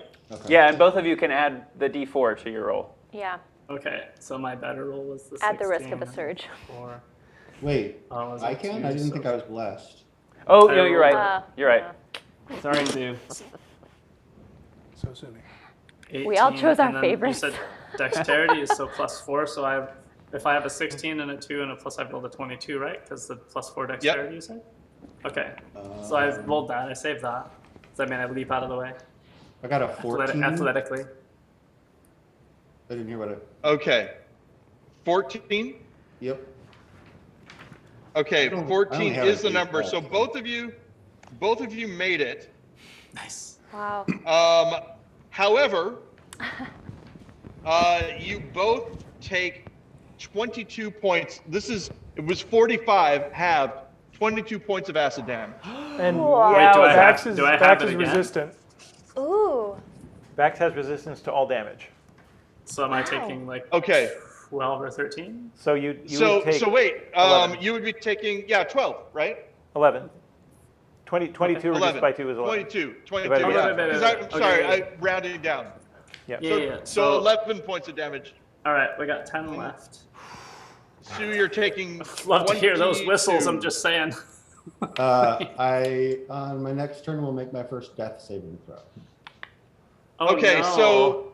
so the slug, black, charred, choking, coughing up acid, shoots towards the last people that attacked it, that it can see within its range, and hawks it up. Back, nimbly jumps out of the way, meaning that Sue, even though Sue also jumped out of the way, gets the full brunt of the attack. Oh. Oh, And no. the turtle protector of the young Lionel goes down. Oh, no. Sue is down. Oh, I feel like this has some kind of psychological effect on Bax on her next turn. seriously? Yeah. And Tiny Heiny, it is your turn. Oh my god. Okay. Spiritual weapon. Oh, I know. Well, Do I have any healing? I don't think I do. What is so? Wait, is Sue Down, destroyed not or dead. just Sue is unconscious. Unconscious. okay? Yeah. So I can heal. Let me just see if I have a ranged heal or if I'm limited to. So much Yeah, tension and- here in the finale. And I will say this: we're sort of, we all have played Dungeons and Dragons. We all know. Oh yeah, Sue's just down. One thing that I really like, that I'm not doing here, but there's a thing where some people let the GM do the death saving throws so that you don't know. Oh well, I guess I'm just gonna wait because he might make his saving throws and all that. All you know is that Sue is down. Sue is dying. Right. I like So that. think of it that way. I would think, as the good person that you are, I don't think that you would be necessarily pragmatic when trying to decide, should I save this guy or should I do something else? Just Yeah. throwing that Okay. out there. All right. No, I take Because your of point. the work that we have done on your character. So in that case, spiritual weapon. I can cast that again. And yeah, so I get. Am I still affected by whatever was? Well, oh wait, okay. So I'm still. That's The fear. okay. I wouldn't have been able the to. fear is not stopping the weapon from No, doing it's stuff, not. But it would right? stop me from Getting closer. from doing any healing in any Yep, case it would. because I can't get any Absolutely. closer. So Absolutely smart. I wouldn't have thought of it, but yeah, you're not going near that thing. So yeah. so okay. So I'm rolling. But the And you also know that taking this thing out of play will also help because it won't do any right. additional damage. Then we So, can heal at leisure. Yeah. Yep. So wait. Remind me. Does this attack have advantage? For the spiritual I weapon? the fairy fire- believe it does Oh yeah, it does. because Fairy fairy fire, I fire. believe, just lasts. It lasts for a minute with a concentration. Yeah, it lasts for a minute, and there's no concentration Yeah, to this is break from because wild it's magic. it's wild Yeah. magic. Yeah. So I rolled a 7 and a 12. My wisdom modifier is +3, so I rolled a 15. And that is enough to Sweet. hit. Okay, and then my Yes, but it failed. Who's the what now? He was asking about whether it was a save against fairy fire, but it already failed the save by nature of taking the effect. I thought you were saying yes, but tiny Heiny failed. I totally did Oh, too. no. He rolled a hit, and it was enough. Too many and yet he conversations. failed. Yeah. Switch weapon. And Oh yeah, 22 would take me out for sure. We're so little. the hell's so my small. spiritual weapon? We're only. Just a moment. Spiritual weapon. What's the question? What the damage is? The damage is 1d8 plus your spellcasting ability modifier. All right. Which is my wisdom bonus? Yes. Okay. So I got a 6 plus 3 did 9 damage. And then I'm going to use my Okay, bonus action to attack again. Perfect. Because it took that hit. It is not looking good. Chunk of it, like one of its 4 mandibles in the front has fallen off and is just gushing acid. Ew. So I rolled Get out of there! I rolled another 15. Bax is still mid cartwheel. Okay. And You're not impervious. 7 plus 3, 10. 10 damage. But I am It is resistant. down. It's down, it's out. Hey. All right. And from it, Yep. Bursts forth. pours a 10-foot pool of acid. Okay. Yeah. Oh, good. That's what I expected. All right. Yeah. Oh, so backs. Oh, Backs be Max. nimble, backs be And quick. the spiritual weapon. Max, Oh. get the fuck out. Yeah. It just singes your Okay. little toes. Yeah. So what am I rolling? Dexterity or something again? Yeah, Dex said. Roll dexterity. Oh my god. All right, so it's 8 plus. Wait, I have advantage, so I'm gonna see if there's. Yeah, you do. Better with. Oh, that was a nat 20 on the second one. So Okay. probably with continue that, with a cartwheel. With that, yeah, exactly. Bax does not take any damage from that. I'm going to say. Nice. Saw it happening. Jump back. Yep. And as Bax lands, I'm just going to retcon this a little bit. Buddy runs up, drops the wand at Bax's feet, shakes a tail. Can I pick the wand up and just stick it in a pocket or something for? You can keep know? that. Sure. I realize it's Buddy's favorite is all. You know? Yeah. And we are out of combat. mercy. Go heal Sue. Yeah. We heal Sue. Sue! I'll, Oh yeah, that's I right. can Bax contribute is screaming cure and wounds to that. screaming incoherently and running straight for him. Okay, I heard someone else talking as well. Was there? I just want to check to make sure. Laura, was anything of that was happening from you at all? No, not for me. Okay, just making sure. All right, so yeah, you've got a little man, and cradled in your arms, you've got a giant banana slug in a pool of acid, and you are in the middle of a maze of what looks like a bunch of junk. There are no screaming faces. There are no It's always a plus. things skittering around. And did we heal There Sue? are. I'm going to cast Cure Wounds twice on Sue for 15 points of damage. Healing. Well, so I'm What a heel turn at the end! Holy shit! removing 15 points of damage. All right, so Sue comes back to life. Sue, I would like you to make an investigation check for me. Oh. Uh-oh. Can I assist on that? Or? Just fell on the floor.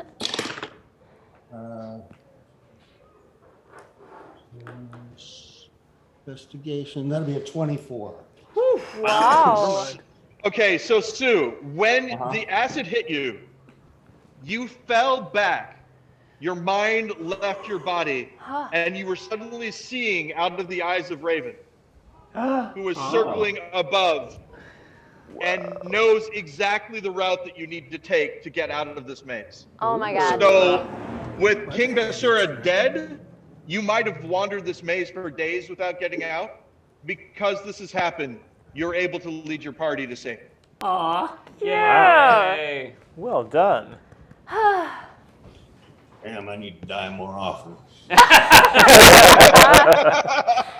But noble. All right, so ladies and gentlemen, we are at a point where I say that we can do epilogues Yeah. Yeah. if we want. Let's do it. So I'm just going to go around the circle and say if we can do it in the order that we were, and this will be rules lawyer. You have that note, I think you have that list.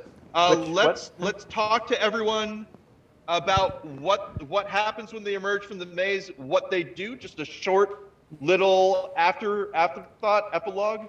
You can ask me questions if you want, but if you have an idea of where you're going and what you're doing, just go for it. I want to know where our heroes end up after this. I believe the longest day that they've had in quite a while. Yeah. Let's go ahead and start with Cheyenne. Same order. Oh no. You can ask questions. Well, I'm gonna assume that we are all gonna take a little get of the tower. Could you give us like just a bit of info on what happens then? Okay, so one of the things that happens is that when you go to the tower, you find it empty. Oh. Because while you were gone, the judge, who is known as, sorry, this will be just a second. I just have to find it. Judge, where is it? Jibble Mernig. I was not far off. The judge the judge of Gnomton, has found, based off of information provided by People Persons and Eric, has found Bim Mernig and Aaron Knackle guilty of the death of your grandfather. Yeah. And they are in jail now. And because you are one of the oldest living relatives of the mage, it is to you that the tower has been bequeathed for now. Nice. Oh, hell yeah. All right. Damn. I mean. So you, and Eric the semi-orc has left you a note saying that, he knows that you have some magical instruction, and he is more than willing to help you understand your grandfather's legacy, and that he is very happy that you have time, plenty of time to study with him. Yeah, I will. And I'm going to invite anyone who pleases to live in the castle, because I'm a generous person when I really want to be. And we went through something together. So, and you do notice that there are rooms enough for anyone who wants to stay in the tower. Seems like maybe there are more rooms than you should be able to fit in the tower, but yeah, it's bigger on the inside. that's how magic works. Yeah. Exactly. I'm gonna talk to the little guy who says I'm his master. We work out an understanding. I say, look, man, I want you to do what you consent to do, and if that means that you want to be free, awesome. If you prefer to have a master, call me Dom. I'll do it. I like this setup just fine. I consent to being ruled over by your whims. Great. Very enthusiastic consent on my part. We become a widely renowned sub and dom, like famous. Giving classes, Yeah, we teach people. tastings. Yeah. Do the circuit. Do the Yeah, we're performers. I'm a bard. If you're looking to name the tower, I'm just going to put Toys in Babeland out there because. Oh my Yeah. god. And Nice. so I work the circuit in my spare time when I'm not learning. We have a little sitcom roommate situation going on. That's Come my and turn. knock on our door. Okay, that's my turn. Very cool. Daniel. So Hymniferous is going to move out of the cloister of Torm because he's the morality displayed by his new friends has easily exceeded the nuance and honesty that he's ever seen displayed at the cloister. So he's making some changes. He moves into the tower and spends as much time as is necessary in the administration of his disastrous brother, who I can only assume is elected after this boost in notoriety, trying to keep his brother honest and on track as the mayor of this human town. What happens after that, I don't know, but that's the immediate future, I think. I am also just going to pitch that we become besties. Oh well, yeah. Yeah. Absolutely. I I think think that goes all around. Yeah. All around. Did we not open with people persons claiming credit for all of this already? Yeah. Absolutely. Yep. Yeah. Cool. Cody. Are you unmuted? I think I am. Excellent. Melisandre will, after enjoying even more of that tasty bone broth from the first episode, that's a callback for the loyal viewers.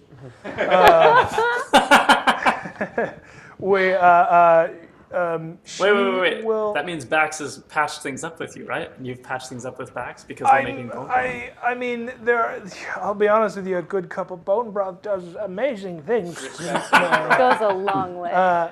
And actually uses the newfound alliance / friendship / camaraderie to gain entry into the cloister and also the castle to go through their libraries to complete her original reason for coming to the town, which is to find a number of overdue library books and surreptitiously sneaks them into her bag before eventually bidding her farewells and heading back to the town of I didn't know to return the books, because that's kind of her whole jam.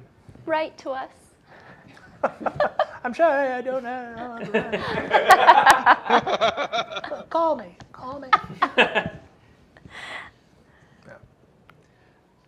I would like to go last, if that's okay. Okay, then let's move on to seranine. Heel turn.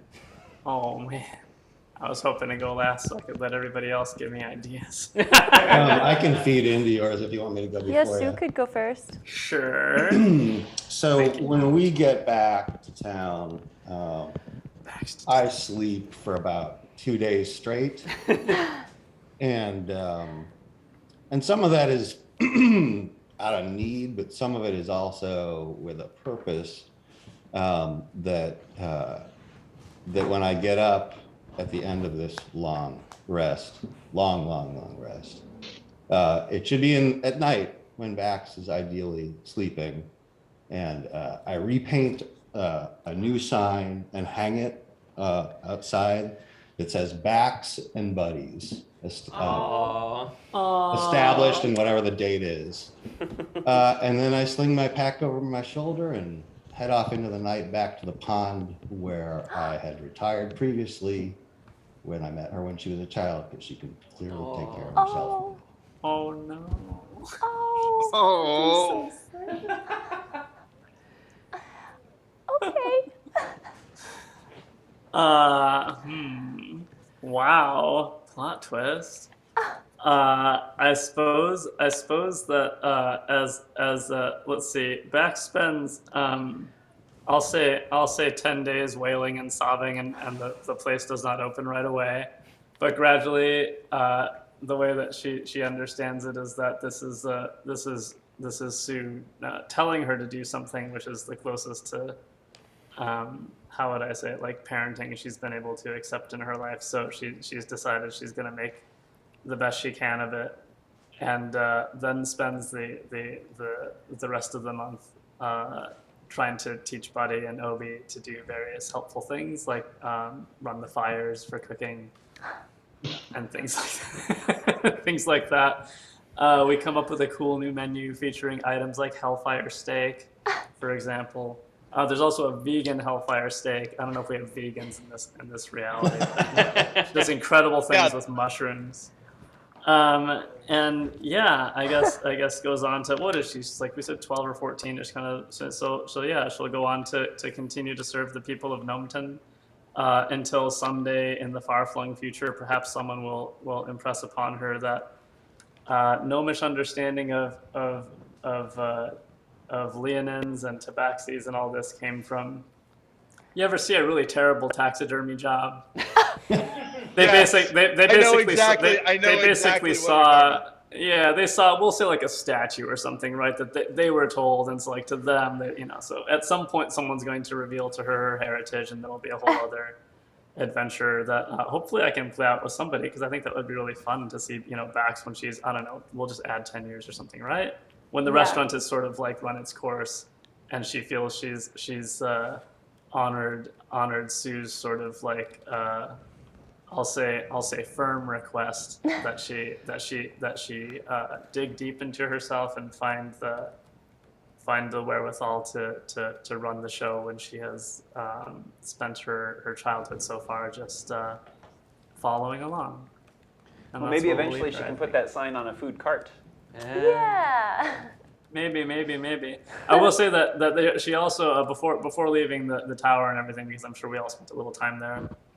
naturally had to pad after Melisandre, saying, "I'm sorry, I just really thought that nobody should attack that poor slug because they did not ask for any of this. All I was trying to do, and I didn't mean to take your crossbow away. It didn't matter anyway because you just brought it right back to your little hands." And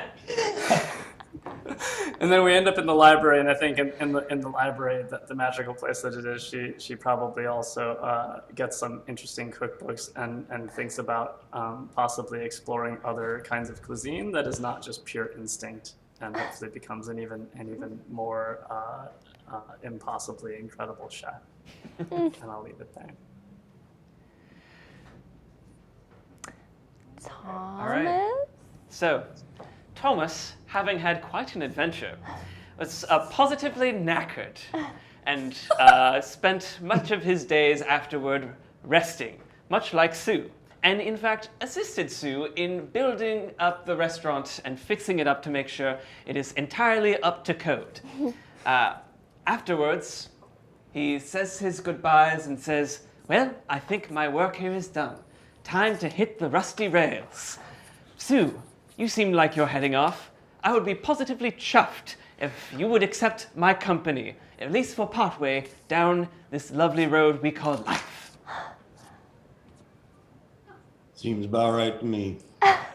All right, off we go then. And You so gonna blow was that born horn? the spin-off. Yeah. They chug off into the sunset together. For at least a little while.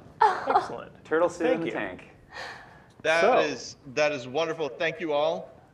And just as a parting image, we see the junkyard. A very small banana slug crawls among a group of cups that are lying empty in the middle of the maze. And we see a young, skillful hand scoop the cups up, clutch them tightly to a chest of a young man who maybe we hadn't seen for a very long time, maybe we thought had died. But we see this young man with the cups carry them and the tiny, tiny banana slug down into the caverns as we pull out and see the city of Gnomton and the city of Ardenvale sharing this massively intricate, organized maze of junk between their two cities. And that is the end. Thank you, everyone. This was wonderful. Wonderful. Wow. So, as a treat, we didn't get any donations for Smut this time, so we decided maybe we should just end the stream on Smut. Yes. So we're going to end the stream on Smut. Now, Yep. I have volunteers. Cheyenne, you volunteered, yes? Yes. Daniel, you volunteered, yes? Yeah, but point of order, Catherine's the only one who hasn't read, unless I'm mistaken. No, Oh, you did? Catherine did, yeah. Oh, no, that's right. That was 2 episodes. Aaron, you volunteered, yes? I have not volunteered. Did you want to volunteer to be on the roll for this? That's all right. Cody, did you volunteer? Did I miss that? Yeah. You did volunteer. Excellent. Yeah. I just missed that point. Seranine, you volunteered. Is that right? That is true. Did I miss anybody else? I've already got Catherine. Okay. Roll So away. I have 5 potential volunteers. I have 1d6, which will determine who will be reading. We have 4 potential stories, so I have 1d4, which will be determining which story we read. Okay, but if it's a 3, I know. We're all Then we read screwed. all the stories. So at the same time. At the same time. reading will be Seranine, and the story will be number 4, which is called Dark and Deep by Ahab Seamus. So Seranine, you'll be receiving that momentarily. I am madly refreshing my email. I can hear the clicking. I hear the clicking of the mouse. F5, F5, Yes. F5, Well, I hear F5. that Smut's on its way to my inbox. This is what I do every time Smut's There is a coming to me. delay on all emails I send, so you'll have to give it 30 Aw. seconds. It's Why to you tease me the this way? undo feature. It The saves lives. oh shit feature. All right. 10 seconds. Message sent. I still can undo it at any moment. Still can undo. Still can undo. Wow. You're You gonna can't undo it the last unsend second an and email. send it This is again. an integral feature to my life. Yeah, I need to start delaying my emails somehow. Use that unsend a little, The oh shit feature. a little longer. Okay, I think it's sent now. I think it did. It went. Woo! Okay.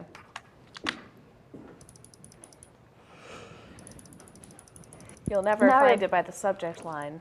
I have the Cheers Hey. theme song stuck in my head now. All right, let me do my best to read this for all And I of will you. say this is a submission by Ahab Seamus. Okay. Wow, let me turn off this overhead light because apparently I'm just totally walked out this way. How does this look? Is this a little bit better? That's a little bit better, right? For smut at the end of the night? Okay. Dark and Deep by Ahab Seamus. Some think that we are enemies, that we are nemeses called to battle in the most remote realms of the world. They would pale to know the truth of it, the truth which I hereby impart. I'm quite the traveler in my day-to-day life. I've been all over the world, and everywhere I go, I seek out only the most delicious of morsels. From the northern fjords to the tropical seas, you may well find me and hail me. Some may think my appetite to be titanic, but such small-minded creatures I consider well beneath me and my kind. I merely consider my constitution hearty, and my tastes singular. However, there are certain desires that cannot be satiated but for the rarest of sensual delights, the most singular of tastes, adjoining so rare that no man has witnessed it. No man dares. It is the stuff of legend and lore. There are places in the dark and deep places where my kind go to fulfill our most monstrous desires, a realm beyond light and warmth, beyond pleasure.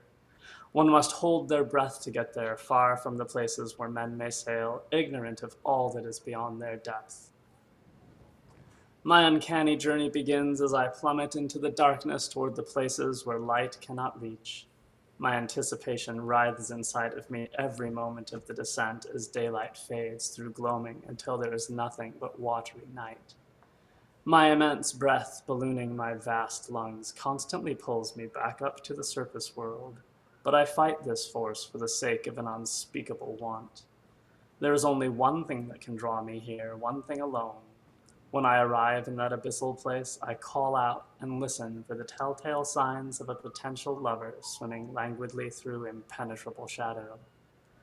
The wait is excruciating. Each visit I think, perhaps none shall come. There have been many times where I have departed alone. The terrible longing still await in my giant heart. However, if I am fortunate, I hear my desires approach as the creature seeks me out in the inky blackness. In that realm of the dark and deep, I cannot know if it is a complete stranger or a lover from some visit in the past, but in the heat of the moment and the penetrating cold of the sea, I do not care. It may start with the soft, probing caress of a tentacular club upon my fluke, or the gentle brush of my snout against their mantle, anything. Any sign or touch that shows a readiness and eagerness, a hunger we dare not name. And then our play begins.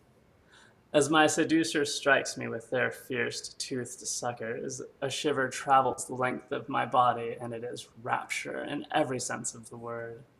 A snap of their curved beak may pierce my aroused skin, but my teeth are not innocent, and I repay pain with pain. Back and forth, a flurry of turgid tentacles in hungry mouths, we dance our wicked dance as our pain play churns the murky depths, undulations sending waves through water, building towards breakers in the ocean above. Every sting, every slap, every bite may scar my mottled flesh, but in the thrall of such a passion, I don't care. I only crave more touch, more pain, more of everything as an overpowering ecstasy threatens to take hold of me, even as my breath burns in my lungs and the depth of the world seeks to crush me. My mind and heart are racing faster than ever, and I am filled with a feeling of being overwhelmingly, impossibly alive. More than alive, powerful. With one final strike across my belly, I plunge over the edge of bliss and sink into my darling's dark, slithering, intoxicating touch, wholly lost in a many-armed embrace. What follows may surprise even the most perverse observer. For when the play is done, there is nothing more satisfying than to lose oneself utterly and completely in so many quivering arms. The aches of recent wounds gently recede. All that is left is comfort. Perhaps this is what truly drives my kind to the fathomless deep, in search of new companions for these unseemly games of pleasurable pain. Even though we are great of heart, with minds more massive than any other living creature, even though our blood pumps hot through our huge, throbbing veins, the sad truth is that our fins will never be long enough for us to hold one another. We are fundamentally unable to embrace. A giant squid, however, has arms enough to share. Nature's truly perfect cuttlefish. But no breath lasts forever, and my kind can only visit the dark and deep places. We can never truly stay. With a nuzzle to their funnel, I reluctantly bid adieu to my inky incubus and break away, swimming my upward voyage toward the light and the warmth of a normal life. The fresh air and sun-kissed waters call to me. I must go.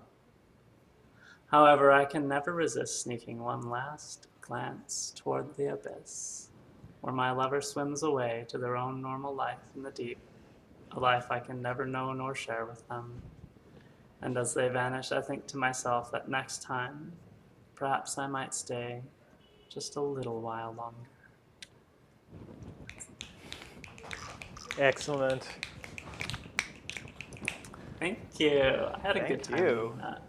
into it. So, that brings us to almost exactly 11 o'clock Pacific time and the end of our show. Thank you all for attending Annex Games, our inaugural campaign. This is by no means the end. We will definitely be coming to you with more games in the near future. We've been discussing a Boggle tournament. We've been discussing Blue Rose. We've been discussing all sorts of things. So stay tuned. We will be back soon with more Annex Games. Goodbye, everybody. I'll be back. Bye. Bye. Be safe.